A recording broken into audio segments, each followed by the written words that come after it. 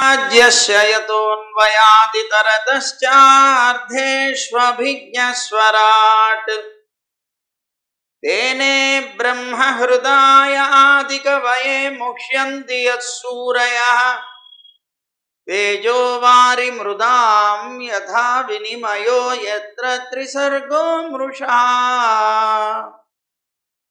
धाम्ना स्वेन सदा निरस्तकुहकं सत्यं परं धीमहि धर्मः प्रोज्झितकैतवोऽत्र परमो निर्मत्सराणां सतां वेद्यं वास्तवमत्र वस्तुसि पदं तापत्रयोन्मूलनम् श्रीमद्भागवते महामुनिकृते किं वा परैरीश्वर सद्यो हृद्यवरुध्यते त्रकृतिभिः शुश्रूषुभिस्तक्षणात् नारायणं नमस्कृत्य नरं चैव नरोत्तमं देवीं सरस्वतीं व्यासं ततो जयमुदीरयेत्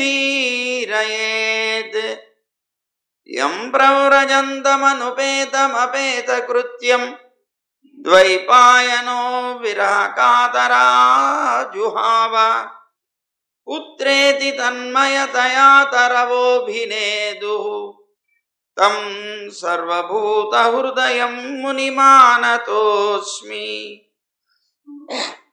श्रीमद्भागवतं पुराणतिलकं यद्वैष्णवानां धनं यस्मिन् पारमहंस्यम् एकममलं सत्यं ज्ञानं परं गीयते यत्र ज्ञानविरागभक्तिनैष्कर्म्यमाविष्कृतम् निगमकल्पतरोर्गलितं फलं सुखमुखादमृतद्रवसंयुतं पिबत भागवतं रसमालयं मुहुरहो रसिका भुवि भावुकाः।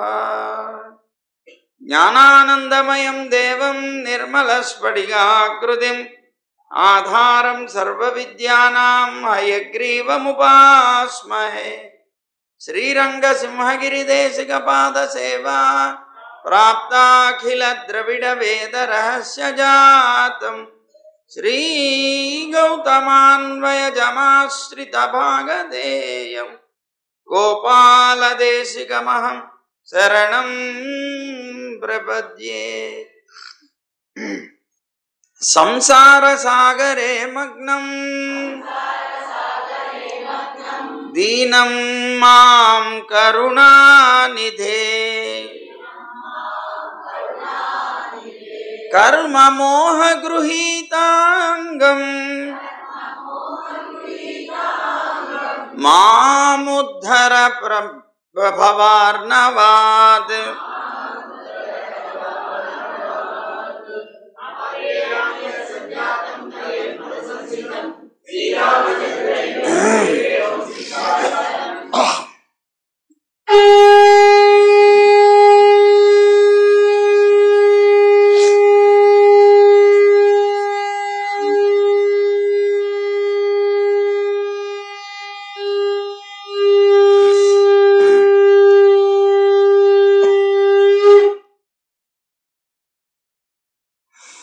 జై గోవింద.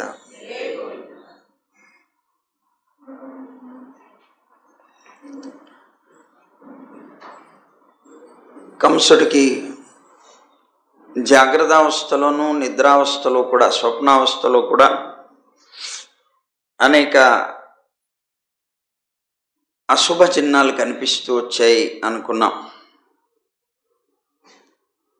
రాత్రంతా నిద్ర పట్టలేదు, తెల్లవారింది. ఇక కంసుడికి ఆనందం, మల్ల క్రీడా మహోత్సవం ప్రారంభించాలి అని.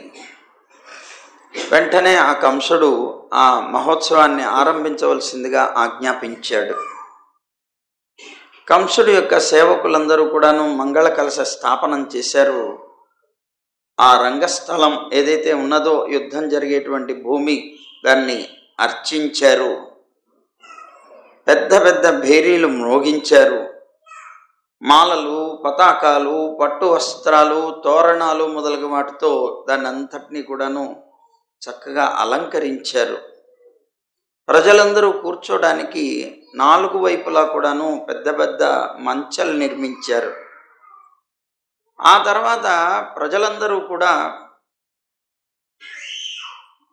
పురవాసులని, జానపదులని, మొదలైనటువంటి రాజులు మొదలైన వారందరూ కూర్చోటానికి తగినటువంటి భూమిని, అంటే ఆ మంచల్ని ఎవరెవరు ఏ ఏ స్థానాల్లో కూర్చోవాలో కూడా నిర్దేశించారు. వాళ్ళందరూ కూడాను వచ్చి ఆ వనాల్లో చాలా ఆనందంగా కూర్చొని ఉన్నారు. సరే, వీళ్ళందరికీ అలా ఏర్పాటు చేసిన తర్వాత కంసుడు కూడా తాను వచ్చి తన యొక్క మంత్రులతో పాటు తాను రాజమండపంలో కూర్చున్నాడు. కానీ అతనైతే రాజమండపంలో రాజసింహాసనంలో కూర్చున్నాడు, కానీ అతని గుండె భయంతో వేగంగా కొట్టుకోవడం ప్రారంభించింది. మృత్యు ఘడియలు సమీపిస్తున్నప్పుడు ఉండేటువంటి ఒక భయం, ఆ భయాన్ని పడుతున్నాడు ఇతను. ఆ సమయంలో అక్కడ ఉన్నటువంటి మల్ల వీరులు ఎవరైతే ఉన్నారో వాళ్ళందరూ కూడాను చప్పట్లు తరుస్తున్నారు. ఆ చప్పట్లు అక్కడ ఉండేటువంటి తూర్య నాదాలు ఏవైతే ఉన్నాయో వాటిని మించిపోయి శబ్దంగా వినిపిస్తున్నాయట. అలాగే వాళ్ళందరూ కూడాను వాళ్ళ యొక్క మల్ల గురువులతో పాటుగా లోపలికి వస్తున్నారట. అహంకారంతో వాళ్ళు తలలు ఎగరేసుకుంటూ వస్తున్నారట. ఈ మల్ల యోధులు మీసాలు మెలివేస్తున్నారట, జబ్బలు తరుస్తున్నారట, రంగస్థలంలోకి ప్రవేశించారట వాళ్ళందరూ. ఆ మల్ల యోధులు ఎవరు? చాణూరుడు, ముష్టికుడు, కూటుడు, శలుడు, తోశలుడు, ఇంకా ఉన్నటువంటి అనేక మంది మల్లురు. వీళ్ళందరూ సంతోషంతో రంగస్థలంలోకి వచ్చి కూర్చుంటున్నారు. అలాగే నందుడు మొదలైనటువంటి వారందరూ కూడాను కృష్ణుడితో పాటు వచ్చారు, రేపల్లె వాసులు. ఆ నందాది గోపులందరూ కూడాను భోజరాజు అయినటువంటి కంసుడి చేత ఆహ్వానింపబడ్డారు ఈ జరిగేటువంటి యాగం అనే పేరుతో. అలా ఆహ్వానింపబడినటువంటి తామందరూ కూడాను గొప్ప కానుకలు కూడా తీసుకొని వచ్చారు అతని కోసం. ఆ తెచ్చినటువంటి కానుకలన్నీ కూడాను రాజుగారికి సమర్పించారు. సమర్పించిన తర్వాత వారు కూడా ఒక మంచం మీద కూర్చున్నారు. సరే, ఇదిలా ఉండగా నిన్నటి రోజున మనం కుబ్జ గురించి చెప్పుకున్నాం. ఆ కుబ్జ పూర్వజన్మలో ఎవరు? శూర్పణఖ. రామావతారంలో శూర్పణఖ. ఆ శూర్పణఖ రామచంద్రుడిని మోహించింది, కానీ ఆనాడు ఆ ఫలితాన్ని పొందలేదు. అలా పరమాత్మ సంబంధంగా ఎవరు ఏది ఏ రూపంగా ఎలాగైనా ఎలాంటి స్థితిలో అయినా కోరినప్పటికీ తప్పనిసరిగా ఆ జన్మలో కాకపోయినా ఏ జన్మలో అయినా సరే అది తీరుతుందన్నమాట. కనుక ఒక రాక్షసుగా వచ్చి రామచంద్రుణ్ణి పొందాలి అనేటువంటి కోరిక కోరినటువంటి ఆ శూర్పణఖ ఇదిగో ఈవేళ కుబ్జై పుట్టిందిట. కుబ్జగా పుట్టి ఆమె ఆయన్ని పొందింది. సరే, మొత్తం మీద ఇక్కడ ఈ రంగస్థలంలో ఇంత గొప్పగా జరుగుతూ ఉండగా బలరామకృష్ణులు ఇద్దరూ కూడాను కాలకృత్యాలన్నీ, శౌచకృత్యాలు ఏవైతే ఉంటాయో అవన్నీ కూడా పూర్తి చేసుకున్నారు. వీళ్ళకి అక్కడ ఉండేటువంటి ఆ రంగస్థలం నుంచి మల్ల యోధుల యొక్క పెద్దగా అరుపులు కానీ, లేకపోతే ఆ జబ్బలు చరచడం కానీ, లేకపోతే చప్పట్లు కొడుతూ ఉండడం కానీ, శబ్దాలన్నీ కూడాను వినిపిస్తున్నాయి. ఓహో, రంగస్థలంలో క్రీడ ప్రారంభమైంది అని అనుకున్నారు. అయితే అక్కడికి వెళ్ళి చూడాలి అనుకొని బయలుదేరారు. ఈ రామకృష్ణులు ఇద్దరూ కూడాను ఆ యుద్ధం జరగబోయేటువంటి రంగస్థలం దగ్గరికి చేరుకున్నారు. అక్కడికి చేరుకోగానే కంసుడి చేత నియమింపబడినటువంటి ఒక మావటివాడు సరిగ్గా ద్వారం దగ్గర నిలబడి ఉన్నాడు. అంటే తాను నిలబడడం కాదు, ఆ ఏనుగుని పెట్టుకొని ఏనుగు మీద కూర్చొని ఉన్నాడు. కువలయాపీఠం అనేటువంటిది ఆ ఏనుగు. ఎప్పుడైతే రామకృష్ణులు ఇద్దరూ కూడాను ఈ రంగస్థలంలోకి ప్రవేశించబోతున్నారో వెంటనే ఆ ఉన్నటువంటి మావటీయుడు కంసుడి యొక్క సూచన మేర దాన్ని ప్రేరేపించాడు, ఆ కువలయాపీఠాన్ని. ఎప్పుడైతే అది ప్రేరేపింపబడినటువంటిదై అతన్ని గుర్రు పెడుతూ రామకృష్ణులిద్దరినీ కూడా చూస్తూ సరిగ్గా ద్వారానికి ఎదురుగా నిలబడి ఉంది. కృష్ణుడు చూశాడు, ఓ ఇది నా మీదకి రాబోతోంది అనే భావం కలిగింది. వెంటనే యుద్ధానికి తగినట్లుగా తన ఉత్తరీయాన్ని తీసి నడుముకి బిగించాడు. తన యొక్క ముంగురులు ఉన్నాయి, ఆ ముంగురులన్నింటినీ కూడా ముడిచాడు. గంభీరంగా అన్నాడు, ఓయ్ మావటి, మా ఇద్దరికి దోవివు అన్నాడు. ద్వారానికి నువ్వు అడ్డు తొలగిపో, మేము లోపలికి వెళ్ళాలన్నాడు. అతను కదలడం లేదు. ఆలస్యం చేయకు అన్నాడు, వినలేదు. చివరికి అన్నాడు, నువ్వు కనుక నాకు దారి ఇవ్వకపోతే ఏనుగుతో సహా నిన్ను కూడా యమలోకానికి పంపిస్తా అన్నాడు కృష్ణుడు. ఎప్పుడైతే కృష్ణుడు ఆ మాట అన్నాడో, ఉన్నది పిల్లలు వీళ్ళు, ఆ పిల్లలుగా ఉన్నటువంటి అతను ఇంత పెద్ద మాట మాట్లాడేటప్పటికీ అతనికి చిర్రెత్తింది. ఆ మావటి వాడికి చాలా కోపం నసాలానికి అంటింది. అంటి వెంటనే అతను ఏం చేశాడు, నన్ను యమలోకానికి పంపిస్తావా, ఇప్పుడు యమలోకానికి వెళ్ళేవాళ్ళు ఎవరో చూద్దుగాని అన్నాడు అని వెంటనే ఆ మదపు టేనుగుని బాగా ప్రేరేపిస్తే దాని యొక్క కుంభస్థలం మీద పొడిచాడు. పడవటంతో ఒక్కసారి వేగంగా పరిగెట్టుకుంటూ కృష్ణుడి దగ్గరికి వచ్చింది. వచ్చి టక్కన తొండంతో కృష్ణుడిని పట్టేసుకుందామని తొండం దగ్గర దాకా వచ్చింది. వచ్చేటప్పటికి ఆయన అక్కడి నుంచి తప్పించుకున్నాడు. తప్పించుకొని వెంటనే ముందుకు పరిగెట్టుకుంటూ వెళ్ళి ఒక గుద్దు గుద్దాడు. గుద్దు గుద్ది దాని యొక్క పాదాల మధ్యలోకి వెళ్ళిపోయి కూర్చున్నాడు. అది దెబ్బతిన్నటువంటి ఆ ఏనుగుకి చాలా విపరీతమైన కోపంగా ఉంది. కొట్టినటువంటి కృష్ణుడు ఎదురుగా కనిపించడం లేదు. ఏం చేయాలో అర్థం కాలేదు దానికి. ఎక్కడున్నాడని నాలుగు దిక్కులా కూడా చూస్తోంది. ఎక్కడ కృష్ణుడు కనిపించలేదు. చాలా కోపం వచ్చింది ఆ గజరాజు. వెంటనే జంతువులన్నీ కూడాను వాసనతో పట్టేస్తాయి కనుక తొండాన్ని అటు ఇటు తిప్పి వాసన చూసింది. చూసేటప్పటికే కృష్ణుడు దాని కిందనే కూర్చొని ఉన్నాడు, దాని కాళ్ళ దగ్గర మధ్యలో. అర్థం చేసుకొని వెంటనే తన యొక్క తొండంతో అతన్ని పట్టేసింది. అది ఎప్పుడైతే పట్టిందో కృష్ణుడు కూడా చాలా బలంతో ఆ ఏనుగు యొక్క ఆ పట్టు నుంచి విడిపించుకొని పరిగెట్టుకుంటూ పక్కకు వచ్చేసాడు. పరిగెట్టుకుంటూ వచ్చేసి దాని వెనకాలకు వెళ్ళిపోయి దాని తోక ఉన్నది చూసారా, తోకని పట్టుకున్నాడు. బలం కలిగినటువంటిది ఆ ఏనుగు, మామూలుది కాదు. కానీ ఇతను తోక పట్టుకొని గరుత్మంతుడు కనుక సర్పాన్ని పట్టుకొని లాగుతాడు చూడండి, అలాగా సులభంగా. ఓ పిల్లవాడు కనుక చిన్న దూడ ఉంటుంది, ఆ దూడ తోక పట్టుకొని లాగుతాడు చూడండి, అలాగా ఇంత పెద్ద ఏనుగుని ఆ పిల్లవాడు అలా ఇది పట్టుకొని తోక పట్టుకొని లాగుతున్నట్ట సుమారు 100 మూరల దూరం లాగేట. ఆ ఏనుగుని పట్టుకొని 100 మూరల దూరం లాగేట. అలా లాగుతూ ఉంటే ఆ లాగి ఏం చేసేట, కొంచెం సేపు ఆ తోకని పట్టుకొని కుడివైపుకి వచ్చేట. కుడివైపు వచ్చేప్పటికీ ఇది తొండంతో తను పట్టుకోవడానికి తలకాయ ఇలా తిప్పాడు, మళ్ళీ ఎడం వైపుకి వెళ్ళాట.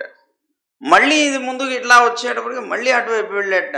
కొంచెంసేపు ఆడుకున్నాడు అనమాట ఏనుగుతోటి. సరే, మొత్తం మీద అటు ఇటు తిప్పాడు. ఎట్లా అయినా సరే అది ఆ గజరాజు పట్టుకోలేకపోతే దానికి చివరికి చాలా విపరీతమైనటువంటి కోపం వచ్చిందట. అప్పుడు తోకను వదిలేసాడు ఇతను. వదిలేసి ఒక్క చరిచేట దాన్ని. ఒక్క దెబ్బ కొట్టేటప్పటికే అది విపరీతమైనటువంటి నొప్పి వచ్చింది. కొట్టేసి వేగంగా పరిగెత్తాట. వెంటనే ఇదేం చేసింది, అతన్ని వెంబడిస్తోందట. వెంబడిస్తుంటే కృష్ణుడు కొద్దిసేపు పరిగెడుతూ పరిగెడుతూ దాని యొక్క వేగానికి నేను తట్టుకోలేకపోతున్నానంటుగా నెమ్మదిగా ఇదైపోతూ అలసిపోతున్నట్టు నటిస్తూ కొద్ది కింద పడుతున్నట్టు లేస్తున్నట్టు ఇలా నటిస్తూ వెళ్తున్నట్ట.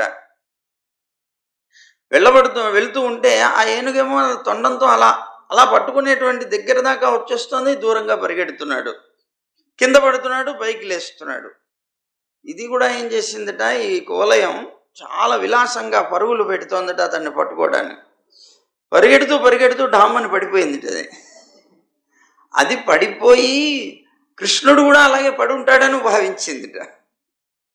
అలా భావించి ఆ కృష్ణుడు పడి ఉన్నాడని భావించుకొని దాని వెంటనే ఏం చేసిందట, తన యొక్క దంతాలు ఉన్నాయి కదా, దంతాలతో భూమిని పెళ్ళగించిందిట కృష్ణుడిని చంపుతున్నాను అనుకుంటూ. తీరా చూస్తే అక్కడ మట్టి వస్తుంది కానీ కృష్ణుడు కనిపించలేదు. దానికి చాలా కోపం వచ్చిందిట. చివరికి ఆ క్రోధంతో ఆ మావటి వాడేమో తోస్తున్నట్ట ఇంకా ముందుకి. వాడేమో కృష్ణుడు అక్కడ ఉన్నాడు, నువ్వు ఇక్కడేం చేస్తున్నావు అన్నట్టుగా తోస్తూ ఉంటే అది దూరంగా పరిగెడుతున్నటువంటి కృష్ణుడు వెనకాల రోషంతో పరిగెత్తిందిట. చివరికి కృష్ణుడు ఇంకా ఆట చాలు అనుకొని దాని యొక్క తొండాన్ని పట్టుకొని ఒక్కసారి అలా విసిరేసేటప్పటికి అది కింద పడిపోయిందిట. ఎప్పుడైతే అది కింద పడిందో ఆ ఏనుగుని మీద పడ్డటువంటి సింహంలాగా కృష్ణుడు కూడా వెళ్ళి నేల మీద పడున్నటువంటి ఆ ఏనుగు మీదకి తన యొక్క పాదాలతోటి దాన్ని అదిమిపట్టి దాని యొక్క దంతాలు పీకేశాడు. ఎప్పుడైతే దంతాలు పీకాడో విలవిలలాడిపోయిందట ఆ ఏనుగు. వెంటనే ఆ దంతాలని తీసుకొని ఆ దంతం ఒక ఏనుగుని అలాగే మావటి వాడిని ఇద్దరిని కూడా ఆ దంతంతో చంపేశాట. చంపేసిన తర్వాత అప్పుడు రంగస్థలంలోకి వెళ్ళాలి అని బయలుదేరాడు. మనకి ఆళ్వార్లు అంటారు, ఓ రానై కాత్తు ఓ రానై కండ్రు అని. ఓ రానై కాత్తు పరమాత్మ, ఆనై అంటే ఏనుగు. ఒక ఏనుగుని కాత్తు రక్షించాడు. రక్షించి ఓ రానై ఒక ఏనుగుని కొండ్రు చంపేశాడు. ఒక ఏనుగుని రక్షించాడు గజేంద్రుడిని, ఒక ఏనుగుని చంపాడు కువలయాపీడాన్ని. అయితే ఈ కువలయాపీఠం అని చెప్పబడేటువంటి ఈ గజం ఎవరు పూర్వజన్మలు అంటే బలి చక్రవర్తి యొక్క కుమారుడు ఒకడు ఉన్నట్ట. పెద్ద కాయం, శరీరం పెద్దది. అతనికి మందగతి అని పేరుట, పేరే మందగతి. అలా ఉన్నటువంటి ఆ మందగతి అని చెప్పబడేటువంటి వాడు ఎవడైతే ఉన్నాడో ఇతను ఒకసారి శ్రీరంగనాథుడి యొక్క యాత్ర జరుగుతోందిట. ఆ రంగనాథుడి యొక్క యాత్ర జరుగుతూ ఉంటే అనేక మంది ప్రజలు వచ్చి దాన్ని సేవిస్తున్నారు. అనేక మంది సేవిస్తూ ఉంటే ఆ శ్రీరంగంలో మదించినటువంటి ఏనుగులాగా ఈ మందగతి కూడా గర్వంతో వెళుతున్నట్ట. ఆ జనాల్లో నుంచి వెళుతూ ఉంటే అతని యొక్క భుజాల తాకిడికి ఆ జనం అంతా కూడా నలిగిపోతున్నట్టు. అదే మార్గంలో ప్రయాణం చేస్తూ వచ్చేట త్రిత మహర్షి అని చెప్పబడేటువంటి ఒక మహానుభావుడు. ఆయన కూడా ఇతని యొక్క ఈ బాహువుల కింద, ఆ బాహువుల యొక్క రాపిడి తగిలి కింద పడిపోయాట పాప. దాంతో చాలా కోపం వచ్చిందట ఆ త్రిత మహర్షికి. కోపం వచ్చి అతన్ని చూసి, ఒరే దుర్మతి, ఒక పెద్ద గజంలాగా వెళుతున్నావు నువ్వు, మనుషుల్ని కూడా చూసుకోవట్లేదు అని చాలా కోపంతో, శ్రీరంగ యాత్రలో నువ్వు ప్రజలందరినీ కూడా నువ్వు పీడిస్తున్నావు కనుక నువ్వు గజరూపాన్ని ధరిస్తావు పో అని చెప్పించట ఆయన. అప్పుడు అతను కింద పడిపోయాడు. తేజస్సు పూర్తిగా పోయింది. అతను ముని యొక్క ప్రభావాన్ని తెలుసుకొని పాదాల మీద పడ్డాడు. అప్పుడు నీకు ఈ గజరూపం నుంచి కృష్ణుడి యొక్క అనుగ్రహంతో విముక్తి కలుగుతుంది అని అతను వరం ఇచ్చాడు. దాంతో ఈ గజేంద్రుడు ఈ కువలయాపీడం అనేటువంటి పేరుతో వీడు ఈ మందగతి ఒక ఏనుగై ఇక్కడ ఉండి కృష్ణుడి చేత చంపబడ్డాడు. అతన్ని చంపడం కోసమే ఇప్పుడు ఎవరెవరైతే శాపాలు పొందారో వాళ్ళందరి యొక్క శాప విమోచనం కంసుడు చేయిస్తున్నాడు వాళ్ళందరికీ. ఎందుకంటే ఎవరి పక్షం వారు వారికి సంబంధించినటువంటివన్నీ చూసుకుంటారు కదా. దేవతలైతే దేవపక్షం వాళ్ళ గురించి చూస్తారు, రాక్షసులైతే రాక్షస పక్షం వారి గురించి చూసుకుంటారు. వీడు అసురుడే, వాళ్ళు అసురులే కనుక వాళ్ళకి జరగవలసిన ఉపకారాన్ని ఇతను చూసుకుంటున్నాడు. అందుకని వాళ్ళని ఒక్కొక్కళ్ళని పాపం పంపిస్తున్నాడు. అలాంటి వాళ్ళల్లో వీడు కూడా ఒకడనమాట. సరే, మొత్తం మీద ఈ గజేంద్రుడు పోయాడు. చనిపోయిన తర్వాత రామకృష్ణులు ఇద్దరూ కూడా ఆ 2 దంతాలని పట్టుకొని తమ భుజాల మీద పెట్టుకున్నారు. ఒక్కొక్కరు చాలా ఈ భుజాల మీద దంతాలు ఉన్నాయట. ఆ ఏనుగుని చంపారు కదా, చంపినప్పుడు దాన్ని పొడిచినప్పుడు వచ్చినటువంటి రక్తం అంతా ఒంటి మీద పడిందిట. ఆ ఏనుగు యొక్క రక్తం చేత, మద బిందువుల చేత, వీళ్లకు ఉన్నటువంటి చెమట బిందువుల చేత, వీటన్నిటి చేత అద్భుతమైనటువంటి సౌందర్యంతో వీళ్ళు బయలుదేరారు లోపలికి. అలా వెళుతూ ఉంటే గోపబాలులతో కలిసి ఆ భుజాల మీద ఇవి పెట్టుకొని రంగస్థలంలోకి ప్రవేశిస్తే కంసుడు తన మృత్యు వచ్చినట్టుగా భావించాడు. తన మృత్యువే తనని నాశనం చేయడం కోసం వచ్చిందన్నట్టుగా భావించట. అలా ఉన్నట్ట. సరే, ఈ వార్త అతనికి పరిగెట్టుకుంటూ వెళ్ళి చెప్పారు భటులు. అయ్యా, కువలయాపీడాన్ని కూడా చంపేశాడు వీడు. అక్కడ ఉన్నటువంటి ధనస్సుని విరవడంతోనే అతని యొక్క శక్తిలో సగం పోయింది. ఎప్పుడైతే కువలయాపీడం ఇతని ఏదైతే చాలా బలం కలిగినటువంటివి అని భావిస్తూ ఇక చివరిగా మిగిలినటువంటి వాటిల్లో ఏరి వజ్రాలు లాంటివి పెట్టాడో అందులో ఒకటి పోయింది. కువలయాపీడాన్ని చంపేశాడు. ఇంకా తన శక్తి బాగా సన్నగిల్లిపోతోంది. చాలా భయం పుట్టిందట అతనికి. అయితే నేను తప్పనిసరిగా వీళ్ళ చేత చంపబడతాను అని అనుకున్నట్ట. అనుకొని దుఃఖపడుతున్నాడు పాపం. అయినా కూడాను మేకపోతు గాంభీర్యం అంటారు చూసారా, ఆ గాంభీర్యాన్ని మాత్రం వదలకుండా అలాగే కూర్చొని ఉన్నట్ట. సరే, కృష్ణుడు లోపలికి ప్రవేశిస్తూ ఉంటే అక్కడ ఉన్నటువంటి జనులు ఎవరైతే ఉన్నారో చూడ్డానికి వచ్చినటువంటి వాళ్ళందరికీ ఒక్కొక్కరికి ఒక్కొక్క రూపంలో కనిపిస్తున్నారట, వాళ్ళకి తగినట్లుగా. ఎలాగట, లోపలికి ప్రవేశిస్తున్నటువంటి బలరామకృష్ణులు ఇద్దరూ చూస్తే ఈ చాణూర ముష్టికులకి పిడుగుల్లాగా కనిపించారట. అక్కడ ఉన్నటువంటి మానవులందరికీ కూడా, అంటే పురుషులందరికీ పురుషోత్తముడుగా కనిపించాడు. అక్కడ ఉన్నటువంటి స్త్రీలకి మూర్తీభవించినటువంటి మన్మధుళ్లాగా అనిపించాట. అక్కడ ఉన్నటువంటి గోపబాలులందరికీ బంధువుల్లాగా అనిపించాట. అలాగే దుష్టులైనటువంటి రాజులు కూడా వచ్చి ఉన్నారు అక్కడ. ఆ రాజులందరికీ కూడా శాసకుల్లాగా అనిపించాట. తల్లి తండ్రి మొదలైనటువంటి వాళ్ళు ఉంటారు అక్కడ. ఆ ఉండేటువంటి వాళ్ళందరికీ శిశువులాగా అనిపించేట. కంసుడికి స్వయంగా తన మృత్యువే తన దగ్గరికి వస్తోంది అన్నట్లుగా అనిపించిందిట. ఇక అజ్ఞానులైనటువంటి వాళ్ళందరికీ కూడా విరాట్ పురుషుడిగా కనిపించట. యోగులైనటువంటి మహానుభావులు వచ్చి ఉన్నారు అక్కడ. వాళ్ళందరికీ కూడా అందరూ వచ్చారు, దేవతలు, యోగులు, ఋషులు అందరూ వచ్చారు. ఎందుకు? మహాసన్నివేశం ఇది. కంసుణ్ణి కృష్ణుడు చంపేటువంటి అద్భుతమైనటువంటి సన్నివేశం ఇక్కడ. దాన్ని చూడడం కోసం వచ్చారట. అక్కడ ఉన్నటువంటి యోగులందరికీ కూడా పరమతత్వంలాగా కనిపించట. వృష్ణివంశీయులైనటువంటి వాళ్ళందరికీ పరమ దేవతలాగా అనిపించట. అలా అందరూ కూడాను వారి వారి యొక్క భావాలతో కృష్ణుణ్ణి చూస్తున్నారట, దర్శిస్తున్నారట. అలా వాళ్ళందరికీ దర్శనాన్ని ఇస్తూ రంగభూమిలోకి ప్రవేశించట కృష్ణుడు. కువలయాపీడం చంపబడింది. కంసుడికి హృదయం అంతా కూడా దడదడ దడదడ దడదడ దడదడ కొట్టుకుంటోంది. ఇంకా రామకృష్ణులు ఇద్దరిని జయించలేననేటువంటి భావన మనస్సులో బాగా ఆందోళనని గురి చేస్తోంది.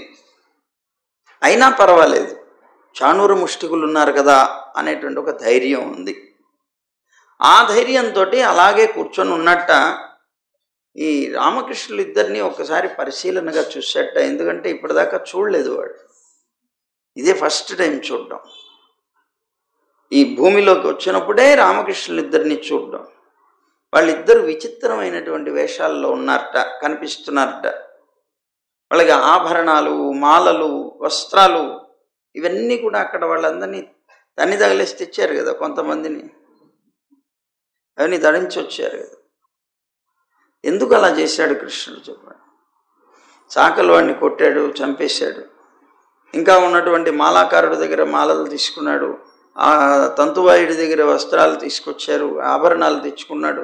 అలాగే మిగిలినటువంటి వాళ్ళ దగ్గర, వాళ్ళ కుబ్జ దగ్గర చందనం మొదలైనటువంటివి తీసుకున్నాడు. ఇవన్నీ తీసుకొని వచ్చాడు. ఎందుకని? వాళ్ళకి మోక్షం ఇవ్వడం ఒకటి, రెండవది ప్రజలకి సూచన చేయటం అన్నమాట. ఏమిటి సూచన చేయటం? వీళ్ళందరూ కూడా కంసుడికి సేవకులు. కంసుడికి సేవకులైనటువంటి అతను వాడేటువంటివి ఏవైతే ఉన్నాయో ఆ వస్త్రాలన్నీ కంసుడికి సంబంధించి, ఆ వస్త్రాలు ఇవాల్టి నుంచి నావి.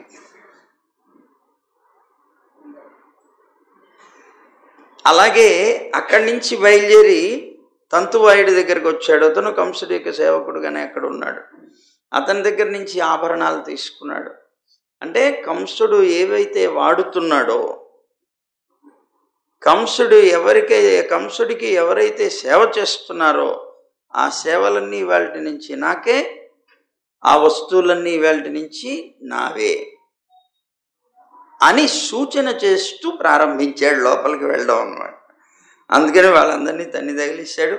కావాలి ఇచ్చాము, ఇస్తున్నాము, నీకే ఇవి తగినవి అన్నటువంటి వాళ్ళందరికీ వరాలు ఇచ్చాడు. ఆ కుబ్జ కూడా చందనాదులు అతని కోసమే తీసుకెళ్ళింది, అవన్నీ తాను పూసుకున్నాడు. ఇవాళ నుంచి అతనికి కాదు నాకే ఇవ్వాలి అన్నట్టుగా తీసుకొని వచ్చాడు. అలాంటి ఆ కృష్ణుడు ఇవన్నీ ధరించాడు కదా, తనకు సంబంధించినటువంటి వస్త్రాలు, తన ఆభరణాలు ఇవన్నీ కూడాను చూస్తున్నాడు ప్రత్యేకంగా. అలా రంగస్థలంలో ప్రవేశించినటువంటి వాళ్ళ వస్త్రాలు అవన్నీ చూసి భుజబలం కలిగినటువంటి వారిలాగా, పిల్లలే అయినా కూడాను ఈ వార్తలన్నీ వింటూ ఉండేటప్పటికే వాళ్ళు పిల్లల్లాగా అనిపించలేదు ఇతనికి. చాలా భయం వేసింది. అద్భుతమైనటువంటి తేజస్సుతో ఉన్నారు. ఆ తేజస్సుతో వీళ్ళిద్దరినీ కూడాను అటు ప్రజలు చూస్తున్నారట, ఇటు కంసుడు చూసేట. చాలా కాలం తర్వాత తన మేనల్లుడిని చూస్తున్నాడు ఆయన. తన మేనల్లుడిని చూసి ఆశ్చర్యపోయాడు. ఇంత అద్భుతమైనటువంటి తేజస్సుతో ఉన్నారా అని వాళ్ళు చూస్తున్నారు. అతనికేమో వీళ్ళని చూస్తుంటే భయం పుడుతోంది. ఈ ఉన్నటువంటి ప్రజలందరికీనేమో అతన్ని చూస్తుంటే తృప్తి కలగటం లేదట. ప్రజలకి తృప్తి కలగటం లేదట. కంసుడికేమో వణుకు పుడుతోందట. సరే, ఈ ప్రజలందరూ కూడా రామకృష్ణుల యొక్క అద్భుతమైనటువంటి సౌందర్యాన్ని వాళ్ళ కళ్ళతోనే తాగేస్తున్నారా అన్నట్లుగా చూస్తున్నారట. కొంతమంది వాళ్ళ యొక్క జిహ్వ అంటే నాలుకతోటి నాకుతున్నట్లుగా కృష్ణుడిని చూస్తున్నారట. కొంతమంది ముక్కుతో వాసన చూస్తున్నారట. బాహువులతో కొంతమంది కౌగిలించుకుంటున్నారట. అలా వారి యొక్క భావాల్లో ఆనందిస్తున్నారట. అతని యొక్క అద్భుతమైనటువంటి చేష్టలన్నిటినీ కూడాను ముచ్చటించుకుంటున్నారట. ఇలా వీళ్ళందరూ కూడాను ఆ కృష్ణుడి యొక్క అద్భుతమైనటువంటి వైభవాన్ని, చేష్టల్ని ముచ్చటించుకునేటువంటి సమయంలో తూర్య ధ్వనులు చేయండి అని గట్టిగా ఆజ్ఞాపించట కంసుడు. ఆ తూర్య ధ్వనులు ఆరంభమయ్యాయి. దేనికి? యుద్ధం ప్రారంభం కావడానికి. పెద్దగా ధ్వనిస్తున్నారు వాళ్ళు. చాణూరుడు, మల్లుడు ఇద్దరూ కూడాను రామకృష్ణులతో మాట్లాడుతున్నారట. ఏయ్ పిల్లలు ఇలా రండి అన్నారు. మీరు బాహుయుద్ధంలో చాలా నిపుణులట కదా, మాకు తెలిసిందన్నారు. అందరూ చెప్పుకుంటున్నారు ఈ విషయాన్ని అన్నారు.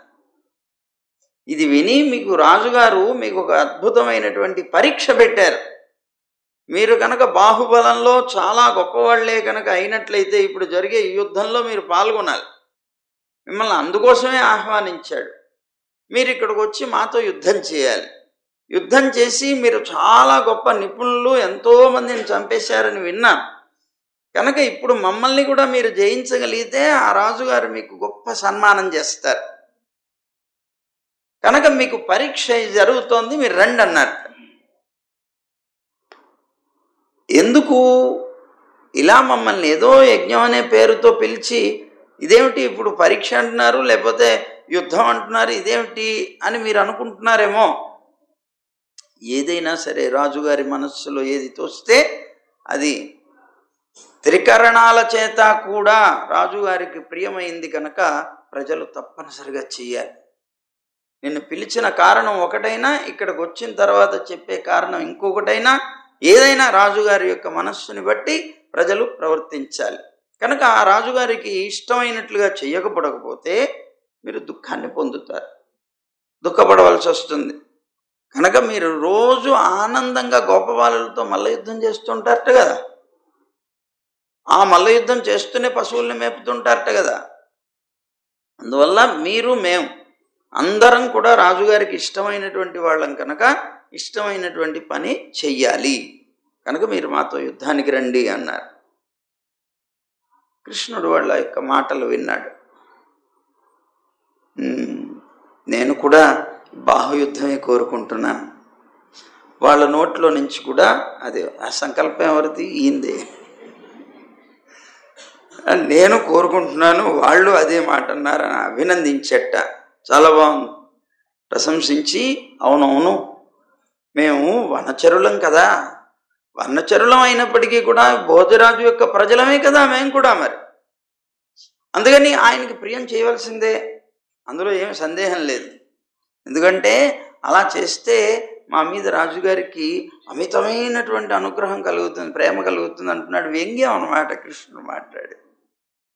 అనుగ్రహం కలుగుతుంది కదా అన్నాడు. తెలుసుకున్నారా అన్నాడు.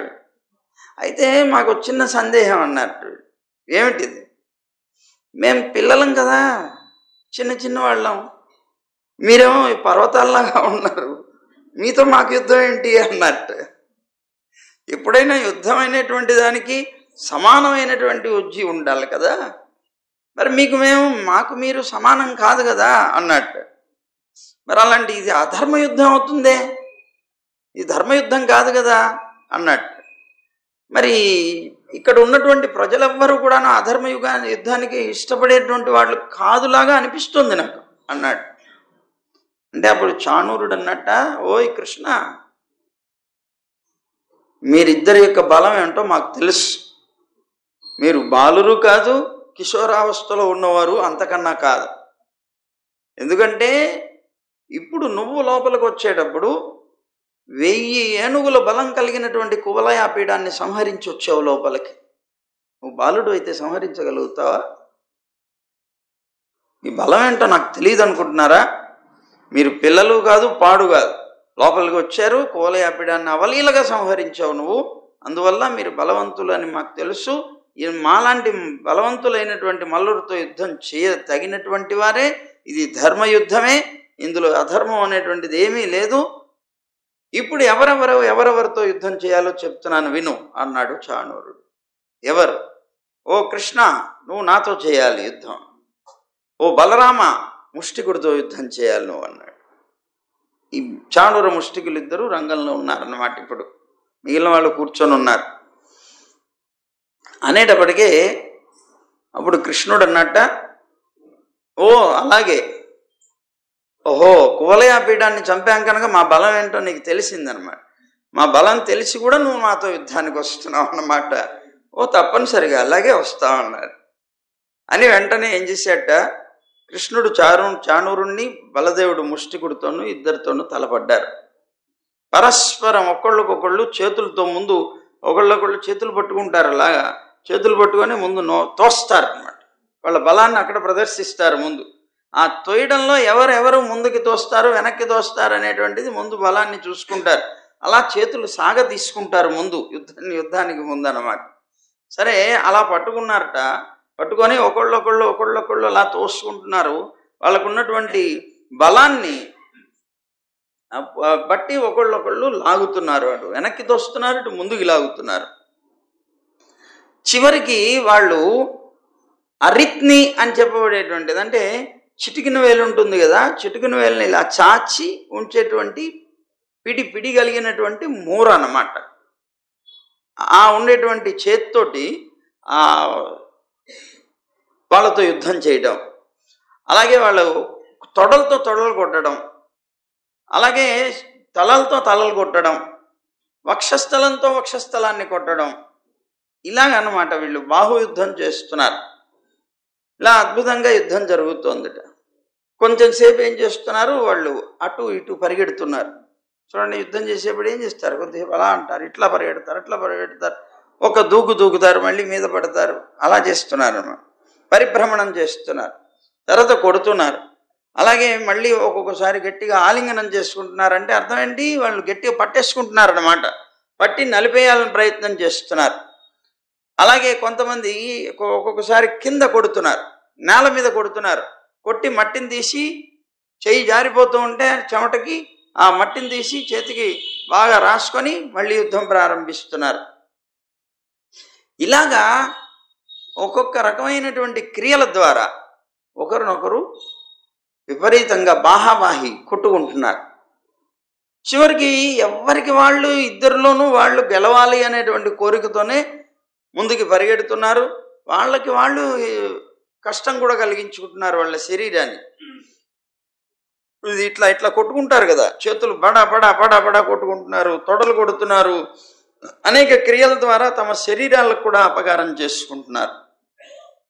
రాజా అప్పుడు ఆ రంగస్థలంలో దర్శనార్థం వచ్చినటువంటి ప్రజల్లో చాలా దయ కలిగినటువంటి హృదయాలతో ఉన్నటువంటి స్త్రీలు ఉన్నారే, వాళ్ళందరూ కూడాను గుంపులుగా చేరారట. ఇంకా ఎంత ఇది, వాళ్ళేమో ఇంతున్నారు, వాళ్ళేమో పర్వతాల్లాగా ఉన్నారు, వాళ్ళకేమో యుద్ధం జరుగుతోంది. ఆ యుద్ధం జరుగుతుంటే ఇద్దరు కూడాను ఒకరినొకరు కొట్టుకోవాలని గట్టిగా ప్రయత్నం చేస్తున్నారు. వీళ్ళు చూడలేకపోయారట పాపం, ఆడవారందరూ కూడా, స్త్రీలందరూ. చీ, ఇది బలవంతులకి బలహీనులకి జరుగుతున్నటువంటి యుద్ధం, ఇది అసలు తగదు, ఇది అన్యాయం అని గట్టిగా వాళ్ళల్లో వాళ్ళు అనుకొని పెద్దగా గట్టిగా కేకలు పెట్టారట. ఏమని, ఈ రాజ్యసభలో ఉన్నటువంటి సభ్యులందరూ కూడా అన్యాయాన్ని అధర్మాన్ని ప్రవర్తిస్తున్నారు, వీళ్ళెవ్వరూ కూడాను బలహీనులకి బలవంతులకి మధ్య జరిగేటువంటి యుద్ధాన్ని ఆపాలనే బుద్ధి కూడా లేకుండా ఉన్నారు అంటున్నారట వీళ్ళు. వజ్రాల్లాంటి శరీరాలు కలిగినటువంటి మల్లురెక్కడ, సుకుమారమైనటువంటి శరీరాలు కలిగినటువంటి, ఇంకా యవ్వనమే రాలేదు, కిషోరావస్థలో ఉన్నటువంటి రామకృష్ణులు ఎక్కడ, వాళ్ళకి యుద్ధం జరుగుతుంటే మీకు కళ్ళు లేవా, కళ్ళు పోయాయా, ఇలా జరుగుతుంది, ఇది అధర్మ యుద్ధం అని కనీసం ఎవరు లేచి కూడా అరవలేకపోతున్నారా? చూసి ఆడవాళ్ళందరికీ బాగా బాధ కలిగి వాళ్ళు వచ్చారనమాట. ఇట్లా గట్టిగా కేకలు పెడుతున్నారు పాపం వాళ్ళు. సరే, ఈ విషయం ఈ అద్భుతమైనటువంటి జరిగేటువంటి విషమ యుద్ధం అంటారు దీన్ని. ఎందుకని, సమౌజ్జీక అన్నటువంటిది కనుక.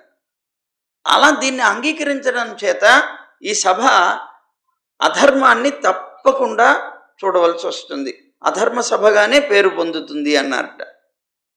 ఇలాంటి అధర్మ సభలో ఉండకూడదు, మనం ఎటువంటి పరిస్థితుల్లో చూడకూడదు, వెళ్ళిపోదాం అని ఆ స్త్రీలందరూ కూడాను బయలుదేరిపోయారట. ఇంకొకటి వాళ్ళు అన్నారట, ఇక్కడ అధర్మం జరుగుతోంది, ధర్మం ఏమిటో తెలిసి కూడా ఎవరైనా చెప్పకపోతే, అంటే మౌనంగా ఉంటే, లేదా దానికి విపరీతంగా పలికితే, లేదా ఆ విషయంలో నాకు జ్ఞానం లేదు అని అబద్ధం చెప్తే ఆ మానవుడు పాపాన్ని పొందుతాడు అన్నాడు. ఇది అధర్మ యుద్ధం, అధర్మం ఉన్నప్పుడు ధర్మం తెలిసినటువంటి వ్యక్తి తప్పనిసరిగా ఇది తప్పు అని చెప్పాలి. అది చెప్పడం కనుక లేకపోతే దానివల్ల ఇదిగో ఇలాంటి పాపాన్ని పొందుతాడు కనుక బుద్ధి ఉన్నటువంటి వాడు ఎవడు కూడా ఇక్కడికి రాకూడదు అన్నట్టు వాళ్ళు. అప్పుడు ఇలా చూడండి, శత్రువు చుట్టూత పరిగెట్టి పరిగెట్టి పరిగెట్టి అతనితో యుద్ధం చేసి చేసి శ్రీకృష్ణుడి యొక్క ముఖకమలం నీటితో తడిసినటువంటి పద్మకోశంలాగా చెమట బిందువులతో కూడుకుని ఉన్నది, చూడండి ఎలా ఉందో ఆయన ముఖాన్ని అన్నట్టు. వాడు ఎలా ఉందట, నీటితో తడిసినటువంటి పద్మకోశంలాగా ఉన్నదట ఆయన యొక్క ముఖం, చెమటతో ఉన్నటువంటి ముఖం. వీళ్ళకి మాత్రమే అది కనిపించింది, మిగిలిన వాళ్ళందరికీ అలాంటి స్థితి లేదు. మగవాళ్ళందరూ పౌరుషం గలవాళ్ళు కదా, వీళ్ళ పౌరుషాన్ని చూస్తున్నారు, ఎవరెవరు ఎట్లా కొట్టుకుంటున్నారని.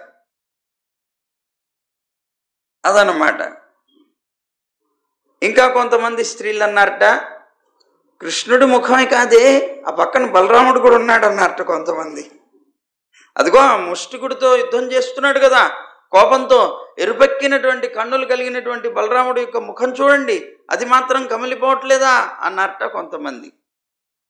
అప్పుడు ఇంకా కొంతమంది స్త్రీలు అన్నారట, ఈ సందర్భాన్ని వదిలేసేసి వాళ్ళు, ఆహా, లక్ష్మీదేవి చేత శంకరుడి చేత అర్చింపబడేటువంటి చక్కని అందమైనటువంటి పాద కమలాలతో కూడినటువంటి వాడే, అలాంటి సనాతనుడైనటువంటి శ్రీకృష్ణుడు ఆ నందవ్రజంలో, ఆ వ్రజభూమిలో నందగృహంలో అవతరించట ఈ పిల్లవాడు, ఆ నందుడింట్లో పుట్టట్టే అన్నారట కొంతమంది. కొంతమంది అన్నారట, అబ్బా చూడండి ఎంత అందంగా ఉన్నాడో, విచిత్రమైనటువంటి మాలలు ధరించాడు, అదిగో ఆ బలరాముడితో కూడి గోవుల్ని కాస్తూ ఇదే రూపంలో అలా తిరిగేవట, వేణువు వాయిస్తూ అనేక క్రీడలు చేసేవట ఆ వ్రజభూమిలో. ఆ వ్రజభూమి ఎంత ధన్యమైంది అన్నారట కొంతమంది. కొంతమంది అన్నారట, చిచి మా జన్మ ఎందుకు అనవసరం, అల్ప పుణ్యం మాది. వాళ్ళు ఎంత పుణ్యం చేసుకున్నారో అక్కడ ఉన్నటువంటి గోపికలు గోపబాలురు, మే అంత అల్ప పుణ్యవంతులమో, భాగ్యహీనులం. ఎందుకు అంటేట, సమయం కాని సమయంలో కృష్ణుడిని చూసాం మేము. సమయం కాని సమయంలో అంటే లీలలన్నీ అయిపోయిన తర్వాత, ఇంకా లీలలు చేసేటువంటి సమయం కాదు ఇది, బాధ్యతని నిర్వహించేటువంటి సమయానికి వచ్చారు. అంటే ఆ లీలలన్నీ చూసినటువంటి మహద్భాగ్యవంతులు గోపికలు గోపవాళ్ళు అయ్యారు. ఈవేళ సమయం కాని సమయంలో మేము చూస్తున్నాం కనుక అల్ప పుణ్యవతులం అయ్యాము అని అనుకున్నారట. అందుకనే వారు తమ యొక్క కన్నులతోటి లావణ్య సారమైనటువంటిది, స్వభావ సిద్ధమైనటువంటి, కీర్తికి శ్రీకి ఐశ్వర్యానికి ఏకైక ఆధార స్వరూపమైనటువంటిది, ఎవ్వరికీ లభించనటువంటిది, అంటే దుర్లభమైనటువంటిది, ఎప్పుడు చూసినా కూడాను ఆనందాన్ని కలిగిస్తూ ఉండేదే నిత్య నూతనమైనటువంటి శ్రీకృష్ణుడి యొక్క సౌందర్యం ఏదైతే ఉందో దాన్ని దర్శించుకోగలిగారు గోపికలు గోపబాలురు అనుకున్నారు. ఇప్పుడు చూడండి, ఎందుకు ఎక్కడో ఎందుకు మన కృష్ణుడే ఉన్నాడు ఇవాళ, చూసుకోండి. ఆయన్ని రోజు చూడండి, ఎన్నిసార్లు చూడండి, ఎప్పుడు చూడండి కొత్తగానే అనిపిస్తాడు. ఎన్నిసార్లు చూడండి, ఎలా చూడండి, ఏ కోణంలో చూడండి, ఆనందాన్నే కల్పిస్తాడు. అలా అంటే ఒక బొమ్మగా వేసిన, చిత్రపటంలో వేసిన, ఒక మూర్తిగా మనం ప్రతిష్ఠించుకున్న, ఎట్లాగైనా సరే మనకి తెలియనటువంటి ఒక అలౌకికమైనటువంటి ప్రేమ కలుగుతుంది. చిత్రం చూడండి, లోకంలో ఉండే మనుషుల్ని చూస్తే కలగదు, మళ్ళీ భగవంతుణ్ణి చూస్తే కలుగుతుంది, కానీ చూడలేని మనం. అలాంటి మనకి ఆ రూపాన్ని వర్ణించినటువంటి శాస్త్రాన్ని బట్టి ఒక విగ్రహమో లేకపోతే ఒక చిత్రపటమో ఎవరెవరు వారి వారి యొక్క భావన పరంపరతో వేసినప్పటికీ కూడా అది దర్శిస్తే మనకి తెలియనటువంటి ఒక ఆనందం కలుగుతుంది. అది భగవంతుల్లో ఉన్నటువంటి అద్భుతమైనటువంటి స్థితి. దాన్ని నిత్యనూతనంగా కనిపిస్తాడు ఎప్పుడు, ఎన్నిసార్లు చూసినా కూడా.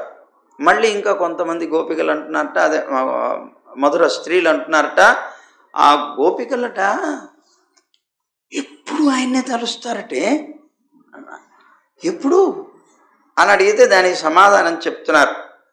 ముఖ్యంగా వాళ్ళు ఎప్పుడెప్పుడు తలుస్తారో తెలుసా? గుర్తుపెట్టుకోండి, మనం కూడా అప్పుడప్పుడు తలవాలన్నమాట. ఆవుల్ని పాలు పితికేటప్పుడు భగవంతుని యొక్క నామగానం చేస్తూనే చేసేవారట. అలాగే ధాన్యాదులు దంచేటప్పుడు, ఈవేళ మిక్సీ వేసేటప్పుడు అనుకోండి,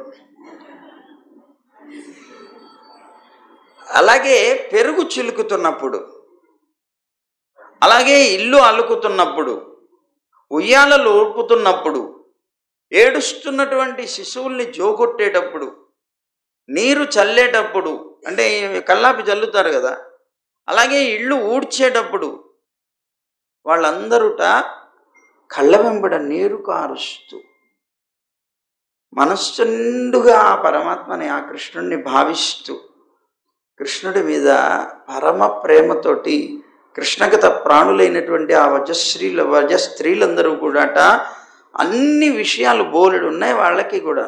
విషయాలు లేని వాళ్ళేం కాదు వాళ్ళు.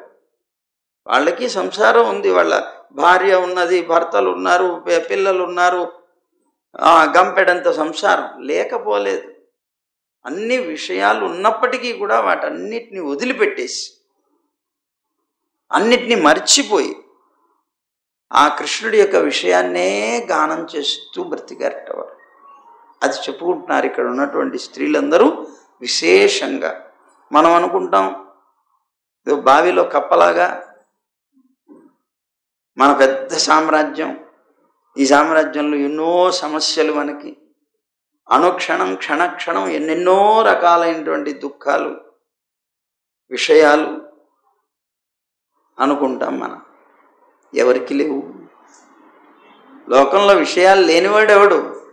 భగవంతుణ్ణి స్మరించడానికి, భగవత్ సంబంధమైన కార్యం చేయడానికి, భగవత్ సంబంధమైనటువంటి దర్శనం చేయడానికి మనం ఇవన్నీ ఒక వంకల కింద చెప్పుకుంటాం.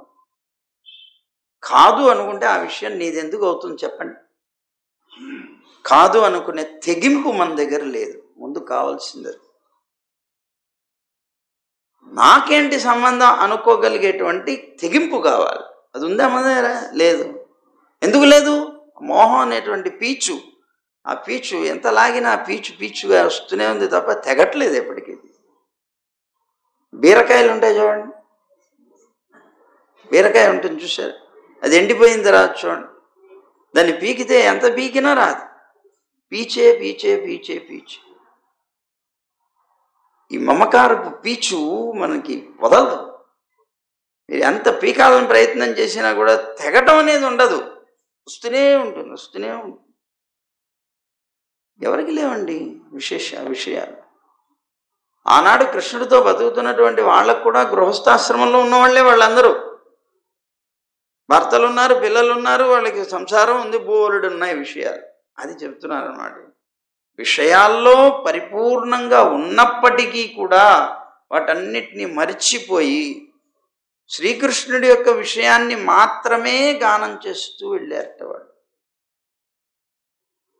అది వాళ్ళలో ఉన్న గొప్పతనం. అందుకని ఆ స్త్రీలందరూ కూడా ఎంత ధన్యులో కదా అనుకుంటున్నారట ఈ మధుర స్త్రీలందరూ కూడా. ఇంకో గోపిక అన్నదట, అంతేకాదే ప్రాతకాలం పొద్దున్నే గోకులం నుంచి బయలుదేరి వెళ్ళిపోతట ఈయన. తెల్లవారుజామున లేస్తట, అదేదో కొమ్ము బూర్ర వద్దుతట. ఆ కొమ్ము బూర్ర వదిలేటప్పటికే ఆ రేపల్లలో ఉన్నటువంటి గోపవాళ్ళందరూ పొలోమంటూ వచ్చేస్తారట. వాళ్ళ ఇళ్లలో ఉన్న గోవులన్నీ తోలుకొని ఇక్కడి నుంచి అందరూ కలిసి బయలుదేరి వెళ్ళిపోతారట. ఆ వెళుతూ ఉన్నప్పుడు ఈయన విలాసంగా ఆ వేణువు వాయిస్తూ వెళ్తాట. వీళ్ళేమో ఆడుకుంటూ పాడుకుంటూ కృష్ణుని ముట్టుకుంటూ కృష్ణుని స్పృశించి ఆనందం పొందుతూ ఆ గోవుల్ని తోలుకుంటూ వీళ్ళు వెళ్తారట. అలా వెళుతూ ఉన్నప్పుడు చివరికి దుఃఖపడేది గోపికలేటే. వాళ్ళకేమో వెళ్ళడానికి లేదు బయటికి, ఆ కృష్ణుడిని విడవకుండా ఉండలేరు వాళ్ళు. అందుకని అప్పుడప్పుడు గోపబాలుల మీద ఈర్ష్యపడుతూ వాళ్ళకు ఉన్నటువంటి దుఃఖాన్ని దుఃఖపడుతూ అలా కూర్చొని పాపం పొద్దున్నుంచి సాయంత్రం దాకా ఎప్పుడు వస్తాడా, వెళ్ళేటప్పుడు మాత్రం పరుగులు పెట్టుకుంటూ వస్తారటే వీధుల్లోకి. వచ్చి ఆ కృష్ణుడు వెళ్ళేంతసేపు చూస్తూ ఉంటారట. దూరంగా మనిషి ముందు పాదాల దగ్గర నుంచి ఉండేటువంటి పిక్కలు, ఇక్కడి నుంచి వీపు, అక్కడి నుంచి శిరస్సు నుంచి నెమలిపించం దాకా, అంటే కనిపించేటప్పుడు కొద్ది కొద్దిగా దూరం అయిపోతూ ఉన్నప్పుడు ఇవన్నీ కనిపించడం మానేస్తాయి. చివరికి ఆ పైన ఉండేటువంటి నెమలిపించం కనిపిస్తుంది. అది కూడా కనిపించి ఆగిపోయేదాకా చివరి దాకా చూస్తూనే ఉంటారటే వీళ్ళు. పాపం వీళ్ళందరూ కూడా సాయంత్రం మళ్ళీ వచ్చేదాకా ఆ విరహాన్ని భరించలేక దుఃఖిస్తూనే ఉంటారటే. మళ్ళీ సాయంత్రం ఆయన వచ్చేటప్పుడు వేణువు వాయిస్తూ వస్తుంటే వస్తున్నాడని అందరూ ఒకళ్ళొకళ్ళు పిలుచుకుంటారట. అందరిళ్లలో నుంచి పరుగులు పెట్టి వస్తారట. వచ్చి ఆయన్ని అలాగా చూస్తూ ఉంటే ఆయన వస్తూ వస్తూ నాకెవరితో సంబంధం లేదు అన్నట్లుగా వెళ్ళిపోతూ ఉంటాడట. కానీ అందరినీ చూపులతో పలకరిస్తూ నవ్వుకుంటూ వెళుతూ ఉంటాడట. విచిత్రమైన వాడే కృష్ణుడు అని అనుకుంటున్నారట. కానీ నిజంగా ఎంత పుణ్య విశేషం వాళ్ళకి. అలా లేకపోయినా మధ్యలో పొద్దున సాయంత్రం నిరంతరం అతన్ని దర్శించుకోగలిగిన వారే కదా అన్నారట. ఇట్లా వీళ్ళందరూ కూడాను అసలు విషయం మర్చిపోయారు. ఈ యుద్ధంలో వీళ్ళిద్దరు చిన్నపిల్లలు, వాళ్ళు పెద్దవాళ్ళు. ఆ గొడవతో వచ్చారు ఫస్ట్ ప్రారంభం. చివరికి కృష్ణుడి యొక్క వ్యామోహంతో పరిసమాప్తమైంది. ఇలాగే మాట్లాడుకుంటున్నారు. ఇంకా ఈ చర్చలు జరుగుతున్నాయి. సరిగ్గా ఈ చర్చలన్నీ జరుగుతున్నప్పుడు కృష్ణుడు నవ్వుకున్నట్టు. నవ్వుకొని సరే ఇంకా వీళ్ళు నన్ను పిల్లలుగా భావించారు కదా, నా ప్రతాపం ఏంటో చూపిస్తాను అనుకున్నాడు. అనుకుని వెంటనే ఏం చేశాట, ఇంకా చాణూరుణ్ణి ఇలా ఆడుకోవడం కాదు, ఇంకా అయిపోయింది, వీడిని చంపేయటం సిద్ధపడాలని సంకల్పించట. వెంటనే అక్కడ ఈ గోపికలందరూ అనుకునేటువంటి మాటలన్నీ పక్కన కూర్చున్నటువంటి దేవకి వసుదేవులు ఇద్దరు వింటున్నారట బాబు. కానీ వాళ్ళు కృష్ణుడు బలరాముడు యొక్క సామర్థ్యం వాళ్ళకి తెలియదు కదా పాపం. ఇంకా పుట్టినప్పుడే వెంటనే వెళ్ళిపోయాడు. అతను ఎలాంటి వాడో, ఏం చేస్తున్నాడో ఏమిటో ఏమీ తెలియదు బాబు. ఆ సామర్థ్యం తెలియకపోవడం చేత, ఉత్తర ప్రేమ చేత ఆ స్త్రీలు మాట్లాడుకునేటువంటి మాటలన్నీ విని చాలా దుఃఖపడ్డారట బాబు. కృష్ణుడు చూశాడు, వీళ్ళ దుఃఖాన్ని పోగొట్టడానికి నేను వచ్చాను, ఇంకా ఎక్కువసేపు వాళ్ళని దుఃఖపెడితే పద్ధతి కాదు అనుకున్నట్ట. వెంటనే కృష్ణుడు పెద్దగా కేకపెట్టేట. పిడుగుపాటులాగా కఠినమైనటువంటి ఆ శరీరం కలిగినటువంటి ఆ చాణూరుడు ఉన్నాడే, వాడు పరిగెట్టుకుంటూ వస్తున్నట్ట. వస్తూ ఉంటే చూశాట, వాడు వచ్చి వాడి యొక్క శరీర రాపిడి చేత అతన్ని కృష్ణుణ్ణి నలిపేయాలని ప్రయత్నం చేస్తూ ఉంటే అతను తప్పించుకొని, అతను తన యొక్క అద్భుతమైనటువంటి శరీరపు రాపిడి చేత కఠినమైనటువంటి ఆ చాణూరుడి యొక్క శరీరాన్ని ఒక్కసారి అలా రాపిడి చేస్తూ వెళ్ళేటప్పటికే అతని శరీరం శిథిలం అయిపోయింది చాణూరుడి. కృష్ణుడు అలా పరిగెట్టుకుంటూ వెళ్ళి శరీరంతో అలా అనేటప్పటికే అది శరీరం అంతా కూడాను చాలా శిథిలం అయిపోయిందిట. మహా దుఃఖాన్ని పొందేట బాబు చాణూరుడు. ఆ చాణూరుడు అప్పుడు వెంటనే ఆ దుఃఖం సహించలేక ఒక డేగలాగా పరిగెట్టుకుంటూ వచ్చేట కృష్ణుడి దగ్గరికి. వచ్చి 2 పిడికిళ్ళు ఉంటాయే, 2 పిడికిళ్ళు కూడా ఇలా పట్టేసేసి ఒక్కసారి గాల్లో ఎగురుకుంటూ వచ్చి కృష్ణుడి యొక్క వక్షస్థలం మీద గుద్దాట. ఎప్పుడైతే కృష్ణుడి యొక్క వక్షస్థలం మీద కొట్టాడో, ఆ కొట్టినటువంటి దెబ్బ ఎలా ఉందట అంటే ఒక పూలమాల చేత గజాన్ని కొట్టినట్టుగా ఉన్నదట. అలాంటి స్థితిలో ఆయన చలించలేదట. అంత దెబ్బ కొట్టినా, పిడుగులాగా ఆయన పడినా, పిల్లవాడుగా అయినా కదలను కూడా కదలలేదట, చలించలేదట. అప్పుడు ఇంకా కృష్ణుడు, సరే నువ్వు నన్ను దెబ్బ కొట్టావు కనుక నేను కొట్టడానికి సిద్ధపడచ్చు అనుకున్నాడు. వెంటనే ఇంకా అతని యొక్క భుజాలు పట్టుకున్నట్ట పరిగెట్టుకుంటూ వెళ్ళి చాణూరుడివి పట్టుకొని గిర్ర గిర్ర గిర్ర గిర్ర గిర్ర గిర్ర తిప్పేసేట వాడిని శరీరాన్ని. అలా గిర్ర గిర్ర గిర్ర గిర్ర గిర్ర తిప్పి వేసి కొట్టేట నేల మీద. ఎప్పుడైతే అంత పెద్ద పర్వతంలా ఉండేటువంటి వ్యక్తి పడిపోయాడు, జుట్టంతా ముడి విడపడిందిట, ఇంద్రధ్వజం భూమి మీద పడినట్టుగా పడ్డాట. ఇంకా అంతే, అయిపోయాడు, ప్రాణం వదిలేసి చచ్చిపోయాడు. పక్కన ముష్టికుడితో యుద్ధం చేస్తున్నాడు బలరాముడు. ఆ బలరాముట్ట అతను వచ్చి పిడికిలతోటి బలరాముడిని కొట్టేటప్పటికీ ఇతను ఏం చేశాట, వెంటనే బలరాముడు అరచేయి ఉంటుంది కదా, అరచేతో ఒక్క దెబ్బ కొట్టాడు అతని. అంతే, వాడు వణికిపోయి రక్తం కక్కుని కింద పడి చచ్చిపోయాడు. అలా వాళ్ళిద్దరూ చచ్చారు. ఇలా ముష్టికుణ్ణి చంపి బలరాముడు యుద్ధానికి వచ్చినటువంటి ఎప్పుడైతే చంపాడో వెంటనే అక్కడ ఈ కూటుడు తోసలుడు మొదలైనటువంటి వాళ్ళు ఉన్నారు కదా, వాళ్ళు పరిగెట్టారట. పరిగెట్టుకుంటూ ముందుకు వస్తే వాళ్ళిద్దరిని కూడాను అవలీలగా చంపి పారేశాట, వాళ్ళందరినీ పిడికిలతో. అప్పుడు కృష్ణుడు ఏం చేశాట, తన యొక్క కాళ్లతోటి శలుడు తోసలుడు అనేటువంటి వాళ్ళ యొక్క శిరస్సులు ఉన్నాయే, ఆ శిరస్సు వాళ్ళని కింద పడేసి శిరస్సులను తొక్కాట. ఎప్పుడైతే శిరస్సు మీద తొక్కాడో వాళ్ళు 2 ముక్కలైపోయారట, చచ్చిపోయారట. ఇది అంతా ఎవరు చూస్తున్నారు? కంసుడు చూస్తున్నాడు. కంసుడు ఎదురుగానే జరుగుతోంది. ఇంత పెద్ద పెద్ద పర్వతాల లాంటి నాకున్నటువంటి అంతిమ బలం, చివరి బలం, ఇప్పటిదాకా రాక్షసులందరూ వెళ్ళిపోయారు. చిట్ట చివరిగా మిగిలినటువంటి బలం ఏదైతే ఉన్నదో, నాకున్న మహా ఆశ ఏదైతే ఉన్నదో, అదంతా కూడా నీరు కారిపోయిందని ఒక్కసారి కుంగిపోయాట పాపం. అతను తన కళ్ళతో చూస్తున్నాడు. ఇదంతా చాలా విపరీతమైనటువంటి భయం పుట్టింది. ఇంకా లేదు, నా ప్రాణాన్ని తప్పనిసరిగా వీళ్ళు తినేస్తారు, ఇంకా బ్రతకనివ్వరు అనుకొని వెంటనే అప్పుడు భయపడిపోతున్నట్ట.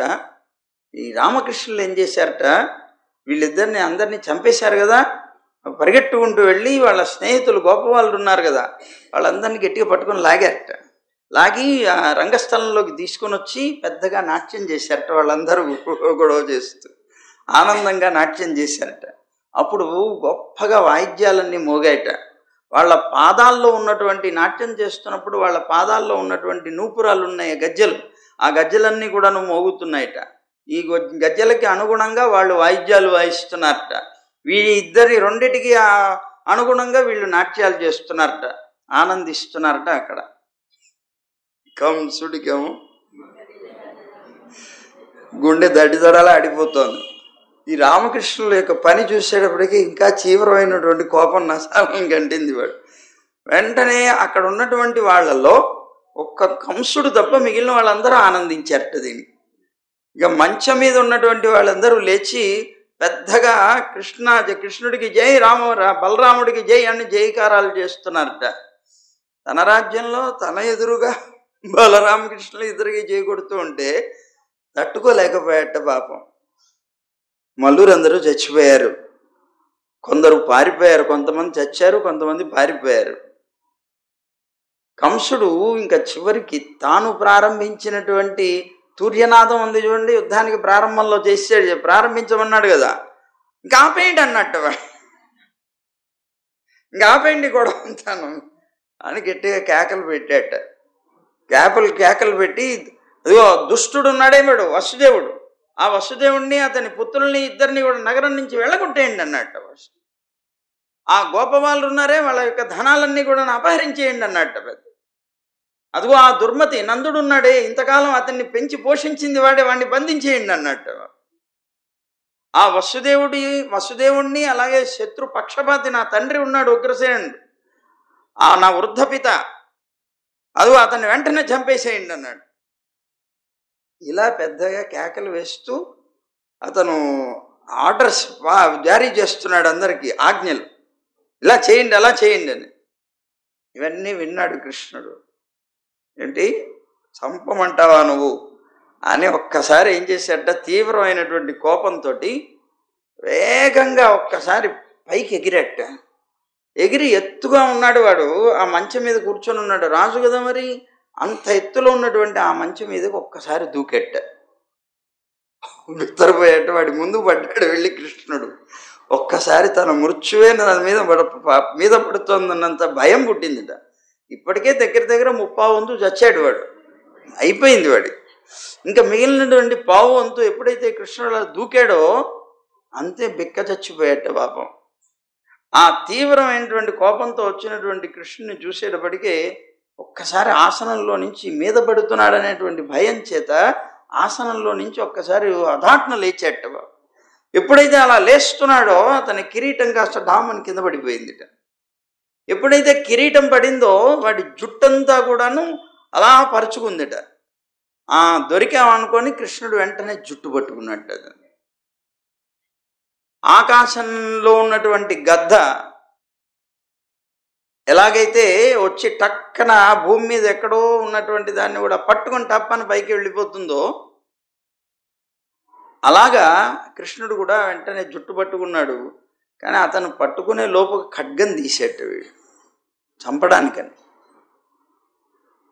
అప్పుడు కృష్ణుడు నీకు చంపాలని ప్రయత్నంతో ఖడ్గం తీస్తే అటు ఇటు ఇటు అటు పరిగెట్టేట కృష్ణుడు. అలా తిరుగుతూ ఉంటే అలా పాము పరిగెట్టుకుంటూ వెళుతూ ఉన్నప్పుడు గరుత్మంతుడు కనుక నేర్పుతో దాన్ని పట్టుకున్నట్లుగా పరాక్రమం కలిగినటువంటి కృష్ణుడు కూడా వెంటనే అతని యొక్క చుట్టూని గట్టిగా పట్టేసుకున్నట్ట. కిందకి జారిపోయింది కదా కిరీటం, పట్టుకొని మంచం మీద నుంచి రంగస్థలంలోకి ఈడ్చుకొచ్చాట. అలా ఈడ్చుకొని వస్తుంటే ఎలా ఉన్నదిట అంటే, ఓ రాజా, సర్వ జగత్తు కూడాను ఈ సంఘటన చూస్తుంది. ఎట్లా ఉంది? సింహం చచ్చినటువంటి ఏనుగుని లాగుతున్నట్లుగా ఉందిట. అప్పటికే పోయింది ప్రాణం వీడిది, కంసుడిది. ఆ జుట్టు పట్టుకొని లాగుతూ ఉన్నప్పటికీ పోయింది. చచ్చిపోయినటువంటి శవంలాగా ఉన్నటువంటి వాడిని, అంటే కొద్దిగా ఏమంటారు, కొన ఊపిరి, వాడిని కింద పెట్టేసి ఒక్క దూకేట దాని మీదకి. ఎప్పుడైతే ఆయన ఒక్క అతని మీద దూకాడో పూర్తిగా చనిపోయాట, అయిపోయిందిట. అక్కడ ఉన్నటువంటి జనులందరూ కూడాను హాహాకారాలు చేశారట. ఎందుకంటే ఈ చచ్చిపోయినటువంటి కంసుడు తన యొక్క ఆత్మ ఏదైతే ఉందో ఆ జీవుడు వచ్చి కృష్ణుడి యొక్క పాదార విందాల్లో చేరాట. ఇది ఎలా సంభవం అయింది అని అంటేట దానికి సమాధానంగా చెప్తున్నారు. కంసుడు తినేటప్పుడు కానీ తాగేటప్పుడు కానీ కాకరకాయ కూర వేయి అనాలంటే భయంట వాడి.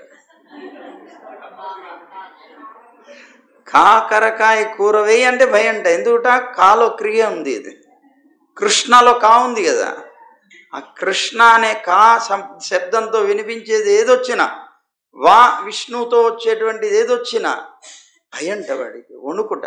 అందుకని తినేటప్పుడు కూడా భయపడుతూ ఉండేవట. అలాగే తాగుతున్నప్పుడు, తిరుగుతున్నప్పుడు, అలాగే కలగంటున్నప్పుడు కానీ, చివరికి నిట్టూర్పు విడిచేటప్పుడు కూడా భయంతో ఎప్పుడు చక్రధారి అయినటువంటి ఆ కృష్ణుణ్ణే ఎదుటగా చూస్తూ ఉండేవాడు, కళ్ళకు కనిపిస్తూ ఉండేవాడు భయంతో. అందుకనే మనకి పరీక్షణ్ మహారాజుకి చెప్పినప్పుడు సుఖమహర్షి ఏం చెప్పాడు? భయాత్ కంసః, మోక్షం పొందినటువంటి వాళ్ళని చెప్తూ భయాత్ కంసః, భయం వల్ల కంసుడు పోయాడు, కంసుడు కూడా మోక్షాన్ని పొందాడు. ఎందుకు? భయం చేత ఇప్పుడు అతన్నే స్మరించడం అనేటువంటిది చేశాడు గనక. అందువల్ల అతను మరణాంతంలో చనిపోయిన తర్వాత దుర్లభమైనటువంటి ఆ చక్రధర రూపాన్ని పరమాత్మనే స్వయంగా అతను పొందేట అని చెప్పుకుంటూ వచ్చారు. అయితే ఎప్పుడైతే ఇతను చంపేశాడో అప్పుడు వెంటనే కంసుడి యొక్క తమ్ముళ్ళు ఉన్నారు కొంతమంది, కంకుడు, న్యగ్రోధుడు, ఇట్లా చెప్పేటువంటి 8 మంది ఉన్నారు. వాళ్ళందరూ కూడాను అన్నగారి యొక్క రుణం తీర్చుకోవడం కోసం కోపంతో పరిగెట్టుకుంటూ అతని మీదకి వచ్చారట. అది చూసి బలరాముడు వెంటనే బయలుదేరాట. నేనున్నానని వచ్చాట. వచ్చి పరిఘ అనేటువంటి ఒక అస్త్రం తీసుకొని సింహం కనుక పశువుల్ని చంపినట్టుగా వాళ్ళందరినీ చంపారేశాట. ఆకాశంలో దుందువులు మోగేట. ఆ బ్రహ్మ, శంకరుడు మొదలైనటువంటి పరివారంతో సహా బలరామకృష్ణుల మీద పుష్పవర్షం కురిపించారట. వాళ్ళని స్తోత్రం చేశారట. అప్సరసలు ఆడారట, గంధర్వులు పాడారట. అందరూ కూడాను ఆనందంతో ఈ కథ, కంసుడి యొక్క కథ ముగిసింది అని ఆనందించారట. ఎంతకాలం నుంచి తిప్పలు పడుతున్నారు, ఇబ్బందులు పడుతున్నారు ఆ రాజ్యంలో వాళ్ళందరూ. మహా ఆనంద భరితులయ్యారట. కానీ అక్కడ దుఃఖించేవాళ్ళు, మిగిలిన అందరూ ఆనందిస్తున్నారు కానీ దుఃఖించేవాళ్ళు కంసుడి యొక్క భార్యలట. వాళ్ళు మాత్రం పరిగెట్టుకుంటూ వచ్చి ఆ చనిపోయినటువంటి వార్త విని అక్కడికి వచ్చి తలలు బాదుకుంటూ, గుండెలు బాదుకుంటూ వాళ్ళ మీద పడి బోరున ఏడిచారట. తర్వాత ఏం జరిగిందో మనం రేపు చెప్పుకుందాం. సర్వం శ్రీకృష్ణార్పణమస్తు. ఇంకా టైం ఉందా? ఇంకా ఉందా? చెప్పుకుందాం ఆయన. సరే, మొత్తం మీద వీళ్ళందరూ ఏడ్చారు. ఇంతకీ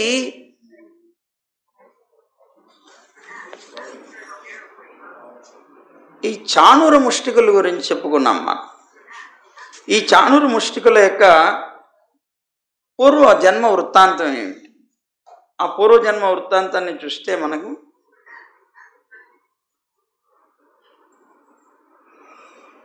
పూర్వంలో అమరావతి అనేటువంటి నగరంలో ఉతధ్యుడు అని చెప్పబడేటువంటి ఒక మహర్షి ఉండేవాట.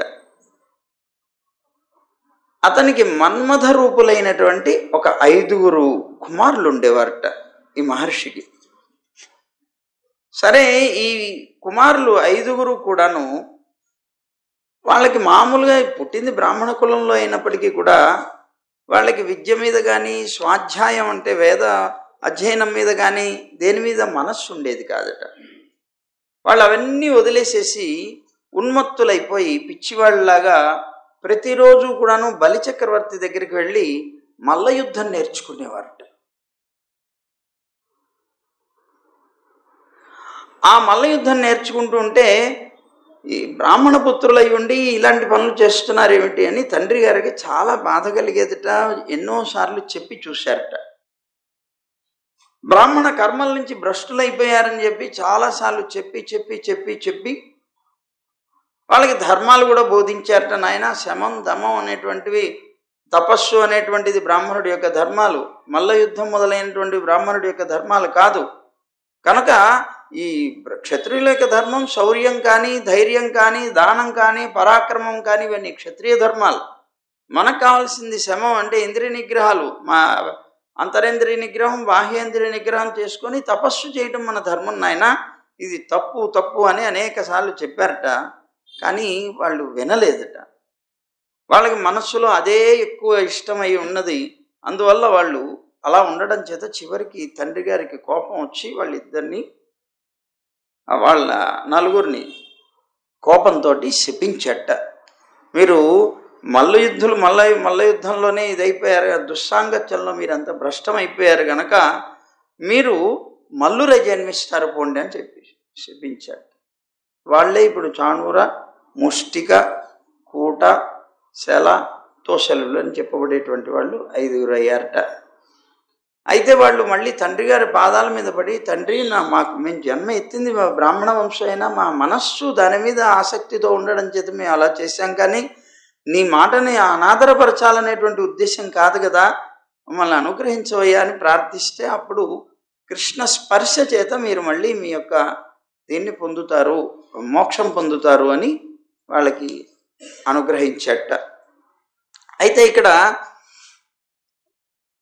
వీళ్ళని సహజంగా మనకి పెద్దలు ఏం చెప్తారంటే, వీళ్ళెవరు 2 బ్యాచ్లు ఇప్పుడు ఎలా ఉన్నారు, చాణూరుడు, ముష్టికుడు, కోశలుడు, వాళ్ళు ఇద్దరిద్దరు జంటలుగా ఉన్నారు కదా. వీళ్ళు ఎవరట అంటే వీటిని ద్వంద్వాలు అంటారు, ఊర్మి షట్కము అని అంటారు. ఊర్మి షట్కం, ద్వంద్వాలు అని ఉన్నాయి మనకి లోకంలో. ద్వంద్వాలు ఏమిటి అవి అంటే కామక్రోధాలు 1, సుఖ దుఃఖాలు. ద్వంద్వం అంటే 2 అన్నమాట. 2 జంటలుగా ఉండేవి. కామక్రోధాలు, సుఖ దుఃఖాలు, అహంకార మమకారాలు, పుణ్య పాపాలు, శీత ఉష్ణాలు, క్షుత్ పిపాసలు, ఆకలి దప్పిక, ఇలాంటివన్నీ ఊర్మి షట్కాలు అంటారు. అంటే వీళ్ళు వేదాంత పరంగా వస్తే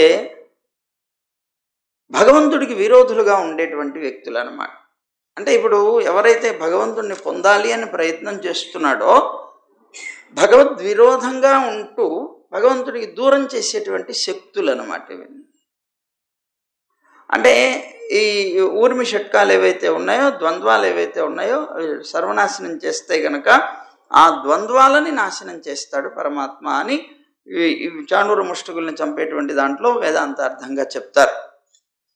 అయితే మనకి భగవద్గీతలో కూడా పరమాత్మ ఈ విషయాన్ని అనేక చోట్ల చెప్పాడు. ద్వంద్వ మోహేన భారత అని ఒకటి, ద్వంద్వైర్ విముక్త్వా సుఖ దుఃఖ సంజ్ఞై అని. సుఖ దుఃఖము అని చెప్పబడేటువంటి ద్వంద్వాలు ఏవైతే ఉన్నాయో వాటి చేత విముక్తి పొందినప్పుడు సుఖం కలుగుతుంది అన్నాడు. అలాగే ద్వంద్వాత్వీతో విమత్సర అన్నాడు. ద్వంద్వాలేని చెప్పబడేటువంటి శీతోష్ణాలు ఇవన్నీ కూడాను వీటన్నిటి నుంచి కూడాను విముక్తి కలిగినటువంటి వాడుగా అతీతుడయ్యేవాడు, వాటిని మించి వాటిని దాటిపోగలిగినటువంటి వాడు కావాలి. అంటే ఉత్తముడైనటువంటి సాధువు యొక్క లక్షణాలు అన్నమాట, లక్షణాలు చెప్తూ చెప్పినటువంటివి. అలాగే మాత్రా స్పర్శాస్తు కౌంతేయ శీతోష్ణ సుఖ దుఃఖదాహ అని భగవద్గీతలోనే 6వ అధ్యాయంలో చెప్తాడు 2వ శ్లోకంలో. ఏం చెప్తున్నాడు ఇక్కడ? శీత ఉష్ణ సుఖ దుఃఖదాలని చెప్పబడేటువంటి మాత్రా స్పర్శాస్తు కౌంతేయ అని చెప్తాడు. ఇవన్నీ కూడాను దాటిపోవాలి. ఇలాంటి వాటన్నిటినీ నాశనం చేసేవాడు పరమాత్మ. ఎప్పుడు? పరమాత్మని ఆశ్రయించినప్పుడు. అలా ఆశ్రయించినప్పుడు ఆ పరమాత్మ వీటన్నిటిని నాశనం చేసి దర్శనం ఇస్తాడు. ఇక్కడ ఎవరు? ఆ భక్తులు ఎవరు? దేవకీ వసుదేవులు. ఆ దేవకీ వసుదేవుల్ని పరమాత్మతో కలపకుండా అడ్డుపడుతున్నటువంటి వాడు ప్రధానంగా కంసుడు. ఆ కంసుడి యొక్క పరివారంగా ఉంటూ వీళ్ళు ఆ కృష్ణుడిని వారి నుంచి దూరం చేసే ప్రయత్నం చేయబోయారు. కనుక ఆ దేవకీ వసుదేవులు అని చెప్పబడేటువంటి, ఇక్కడ సరదా కనుక నిజంగా చెప్పుకోవట్లేదు, పేర్లలో తమాషా ఉంటుంది, అందుకని చెప్తున్నాం. ఆయన పేరు వసుదేవుడు, ఈవిడ పేరు దేవకి. దేవకి అంటే దేవతలకి కీ దేవతలకి తల్లి కదా, అదితి కదండి, అదితే కదా ఈవిడ దేవకి. దేవతలకి కీలాంటి. ఆయనేమో వసుదేవుడు. వసు అంటే సంపద, ఆ సంపదకి దేవుడు అన్నమాట. అంటే అర్థం ఏంటి? తండ్రి. ఇక్కడ సంపద ఎవరు? పరమాత్మ. పరమాత్మకి తండ్రి వసుదేవుడు, ఆమెమో దేవకి. అంటే ఇద్దరికి వీళ్ళు తండ్రులు. ఇప్పుడు చూడండి, అదితి కశ్యపులుగా ఉన్నప్పుడు అటు దేవతలకి తల్లిదండ్రులు, ఉపేంద్రుడు అనేటువంటి పేరుతో వీళ్ళకి మళ్ళీ సంతానం పరమాత్మ అయ్యాడు. కనుక వాళ్ళకి సంతానం అంటే పరమాత్మకు కూడా వాళ్ళు తల్లిదండ్రులు. దేవతలకి పరమాత్మకి ఇద్దరికీ కూడాను తల్లిదండ్రులుగా ఉన్నటువంటి వాళ్ళు అయ్యారు. అందుకని ఆయన వసుదేవుడు, ఈమె దేవకి అని పేరుతో వచ్చారు. తమాషాకి పెద్ద పేర్లలో ఒక విశేషం చెప్తుంటారనమాట. సరే, మొత్తం మీద ఈ చాణూర ముష్టికులు అని చెప్పబడేటువంటి వీళ్ళిద్దరూ ఇలాంటి వాళ్ళు.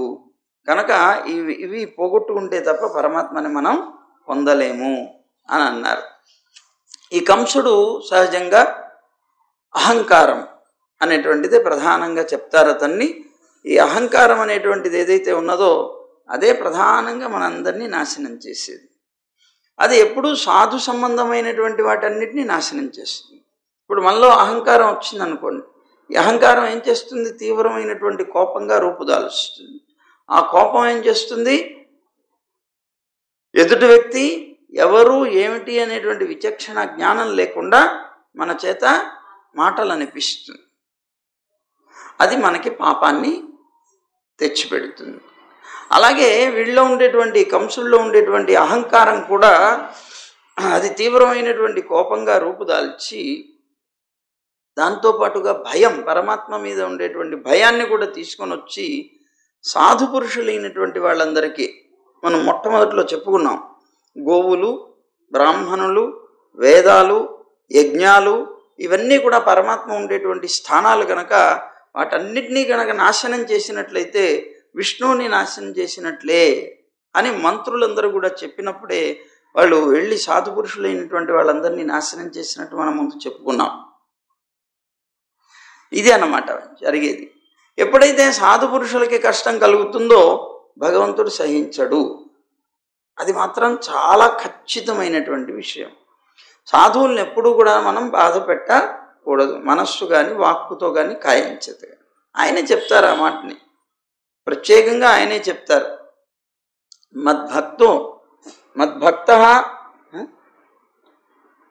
మద్భక్త స్వపచం వాపి. స్వపచం అంటే కుక్క మాంసం తినేటువంటి వాడైనా, మద్భక్త వాడు గనక, మా భక్తుడు గనక అయినట్లయితే, నిందాం కుర్వంతి యో నరాహ, వాళ్ళని నిందించేటువంటి ఏ నరుడైతే ఉన్నాడో అతన్ని పద్మ కోటి శతేనాపి నా క్షమామి వసుంధరే అని చెప్తాడు భగవంతుడి యొక్క ప్రతిజ్ఞ. ఇది అతన్ని పద్మ కోటి శతేనాపి, పద్మ అంటే సంఖ్యలో పెద్ద సంఖ్య అన్నమాట. అలాంటి ఆ పెద్ద సంఖ్య కలిగినటువంటి ఆ సంఖ్యలు కోట్లయి అవి మళ్ళీ వందలైతే ఎంత కాలతత్వం ఉన్నంత కాలం అన్నమాట. నా క్షమామి వసుంధరే, ఈ భూమి మీద అతన్ని నేను క్షమించను. అంటే కుక్క మాంసం వండుకొని తినేవాడైనా సరే నా భక్తుడు గనక అయినట్లయితే అతన్ని నిందిస్తే నేను సహించను. అంటే చండాలుడైనా సరే, జీవించేటువంటి విధానంలో ఎంత నీచమైనటువంటి స్థితి ఉన్నా సరే, నా భక్తుడైనప్పుడు, వైష్ణవుడైనప్పుడు అతన్ని నిందించొద్దు, నేను సహించను అంటాడు. ఇది చాలా ముఖ్యమైనటువంటి విషయం. అందువల్ల ఇతనికి, ఈ కంసుడికి ఉన్నటువంటి అహంకారం చేత క్రోధం అనేటువంటిది ఆయుధంగా పెట్టుకొని ఆ క్రోధం అనేటువంటి ఆయుధంతో సాధువులందరినీ కూడా నాశనం చేశాడు. క్రోధం ఏం చేస్తుందో తెలియదు, చివరికి మన నాశనానికి అది కారణమవుతుంది. వాడు బతికాడు. కొంతమంది అంటుంటారు, పాపాలు చేసినా కూడాను చాలా మంచి ఐశ్వర్యవంతులుగా గొప్పవాళ్ళుగా ఉంటూనే ఉన్నారు కదండి అని. నాన్న, అది బలుపు, వాపు కాదు. బలుపుకి వాపుకి తేడా ఉంది. వాపు అంటే ఏంటి? శరీరం ఏదైనా దీంతో వస్తుంది. కొవ్వెక్కితే వచ్చేది ఇది అనారోగ్యంతో వచ్చేది. దీనికి మందేస్తే పోతుంది అన్నమాట. గుర్తుపెట్టుకోవాలి అంటాడు. అందువల్ల అహంకారం అనేటువంటిది క్రోధానికి అద్భుతమైనటువంటి పుట్టినిల్లు. కనుక ఈ అహంకారాన్ని ముందు చంపేసేయాలి. ఈ అహంకారం అనేటువంటిది మనిషిని నాశనం చేస్తుంది, భక్తులను నాశనం చేస్తుంది. కనుక ఇదే చూడండి, ఎక్కువ కాలం ఉన్నది. కంసుడు ఎంతకాలం నుంచి ఉన్నాడు? ఈ అనాది సిద్ధంగా మనతో పాటే వస్తుంది ఇది. దీనికి ఎండ్ పాయింట్ ఎప్పుడు అంటే కృష్ణుడు మధురలో ప్రవేశించినప్పుడే. అంటే అర్థం ఏంటి? మధుర అంటే ఏమిటి? మధురాతీతి మధుర. మధు అని చెప్పబడేటువంటి పరమాత్మని ఆకర్షించగలిగినప్పుడే. రా ఆదానే అని ఒక ధాతువు. అంటే మధు అని చెప్పబడేటువంటి పరమాత్మని ఆకర్షించి తనలోకి తెచ్చుకుంటుంది అది. అందుకనే ఆ భూమికి మధుర అని పేరు వచ్చింది. మన శరీరం కూడా అది కావాలి. అంటే మధురలోకి ఎప్పుడైతే తాను ప్రవేశిస్తాడో, అంటే మన శరీరంలోకి ఎప్పుడైతే మనం ఆకర్షించి ఆయన్ని తెచ్చుకోగలుగుతామో, అంటే ఆయన సంబంధించినటువంటి విషయంతో బ్రతకగలుగుతామో, అప్పుడే కంసుడి యొక్క వధ అవుతుంది. చాణూర ముష్టికుల యొక్క వధ అవుతుంది. అప్పుడు మళ్ళీ ఇవన్నీ పోతాయి కదా, మరి నాశనం అయిపోతాయి కదా. ఇవన్నీ నాశనం అయిపోయినాయంటే అప్పుడు స్వచ్ఛమైనటువంటి వాళ్ళుగా పరమాత్మను పొందడానికి యోగ్యతను సంపాదిస్తుంది. ఇది చాలా ముఖ్యమైనది అన్నమాట. అది మనకి కంస వధ అనేటువంటిది, అలాగే చాణూర ముష్టిక వధ అనేటువంటిది తెలియచేయబడుతోంది. ఇక కంసుడి యొక్క సోదరులు ఉన్నారు. వీళ్ళందరినీ కూడా చంపాడు కదా బలరాముడు. కంకుడు, న్యగ్రోధుడు మొదలైనటువంటి వాడు. ఈ సోదరుల యొక్క పూర్వజన్మ ఏమిటి అని అంటే, కుబేరుడి యొక్క రాజధాని ఉంది అలకా నగరం. ఆ అలకా నగరంలో దేవయక్షుడు అని పేరు కలిగినటువంటి ఒక యక్షుడు ఉండేవట. చాలా గొప్ప జ్ఞానం కలిగినటువంటి వ్యక్తి అతను. మంచి శివభక్తుట, మహా తేజస్విట. అతనికి దేవకూట, మహాగిరి, గండ, దండ, ప్రచండ, ఖండ, అఖండ, పురుధు అనేటువంటి 8 మంది కుమారులు ఉన్నారట. ఒకసారి అరుణోదయ సమయంలో అతను శివుడి యొక్క పూజ కోసం అని చెప్పి 1000 కమలాలతో ఏదో అర్చన చేసేట. చేయడం కోసం అని చెప్పి అతను తన పిల్లల్ని పిలిచి వాళ్ళని ఆజ్ఞాపించేట, మానస సరోవరంకి వెళ్ళి అక్కడ ఉండేటువంటి మకరందంతో కూడినటువంటి, అంటే ఎండిపోయినవి కాదనమాట, మంచి ఫ్రెష్ మకరందంతో కూడినవంటే అలాంటివి పరిమళ భరితమైనటువంటి కమలాల్ని 1000 కమలాల్ని తీసుకొని రండి అని ఆజ్ఞాపించట. వాళ్ళందరూ వెళ్ళారు. సహస్ర కమలాల్ని తీసుకొని వస్తున్నారు. తీసుకొని వస్తూ ఆ పుష్పాలకి, ఆ పరిమళానికి ఆకర్షితులైపోయి దాన్ని వాసన చూసేటవాడు. ఆ పరిమళాన్ని ఆఘ్రాణించి తండ్రికి సమర్పించారట. మనం చేసే వంట కూడా యథార్థంగా మనం వాసన చూడకూడదు, పరమాత్మ సమర్పించేది. అందుకనే తన ముక్కుకి గుడ్డ కట్టుకుంటారు. పూరి జగన్నాథంలో ఇప్పటికీ అలాగే చేస్తారు. ముక్కుకి గుడ్డ కట్టుకొని వంట వండుతారు. వాసన మనం చూడకూడదు. మన చేత చూడబడినటువంటి వాసన కలిగినటువంటి వస్తువుని సమర్పిస్తే మనం శేషం సమర్పించినట్లు అవుతుంది. అది పాపం అవుతుంది. అది వీళ్ళకి తెలియదు. పాపం వీళ్ళేదో బాగున్నాయి, చాలా అందంగా ఉన్నాయి, మంచి పరిమళిస్తున్నాయని చెప్పి తీసుకొని వాసన చూశారట. తెచ్చి తండ్రి గారికి ఒప్పగిచ్చేశారట. తండ్రి గుర్తించారట, మీరు ఉచ్ఛిష్టాన్ని పరమాత్మకి సమర్పిస్తున్నారు, మీ ఎంగిలి ఇది. మీరు వాసన చూసి ఇచ్చారంటే అర్థం ఏంటి? ఎంగిలి మీద ఆ ఉచ్ఛిష్టాన్ని పరమాత్మకి సమర్పించాలని ప్రయత్నం చేస్తున్నారు శివుడికి అని చెప్పి వాళ్ళని శపించట. మీరు 3 జన్మలు అసురులై పుట్టండి అని శపించాట. ఆ జన్మల్లో ఏదో ఒక జన్మ ఇది వీళ్ళకి. బలరాముడి చేత చంపబడ్డారు, మోక్షం పొందారు అని వీళ్ళ యొక్క పూర్వ చరిత్రను కూడా చెప్పుకున్నారు. ఇది ఇట్లాగా కంసుడు, చాణూర ముష్టికాదులు, కంసుడి యొక్క సోదరులు వీళ్ళందరూ కూడా చనిపోయారు. అంటే కృష్ణుడు అవతరించినటువంటి ప్రయోజనంలో మొదటి ఘట్టం పూర్తయింది. మొదటి ఘట్టం అన్నమాట.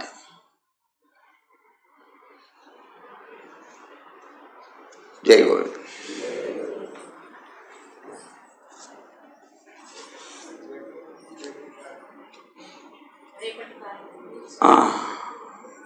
చెప్తా. గోవింద జయ జయ గోపాల జయ జయ,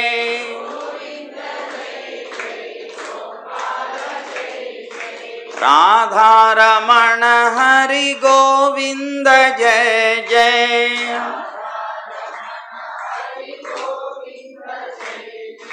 గోవింద జయ జయ గోపాల జయ జయ,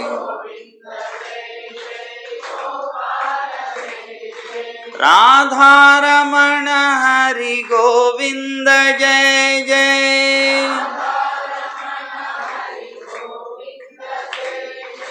గోదారమణ హరి గోపాల జయ జయ,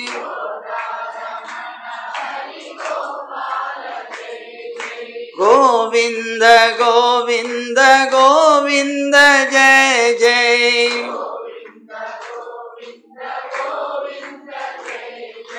గోవర్ధనోద్ధార గోవింద జయ జయ,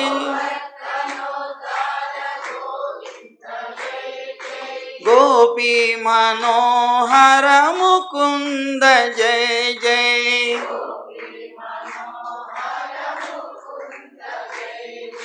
గోవర్ధనోద్ధార గోవింద జయ జయ,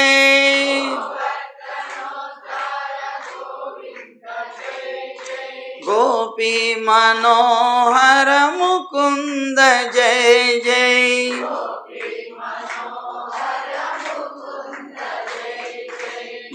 గోవింద జయ జయ గోపాల జయ జయ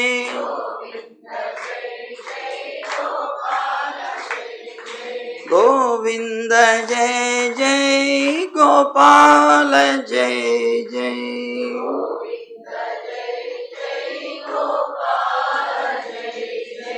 జై గోవింద జై జై గోవింద జై జై జై గోవింద జై శ్రీమన్నారాయణ జై జై శ్రీమన్నారాయణ జై జై జై శ్రీమన్నారాయణ. సర్వం శ్రీకృష్ణార్పణమస్తు.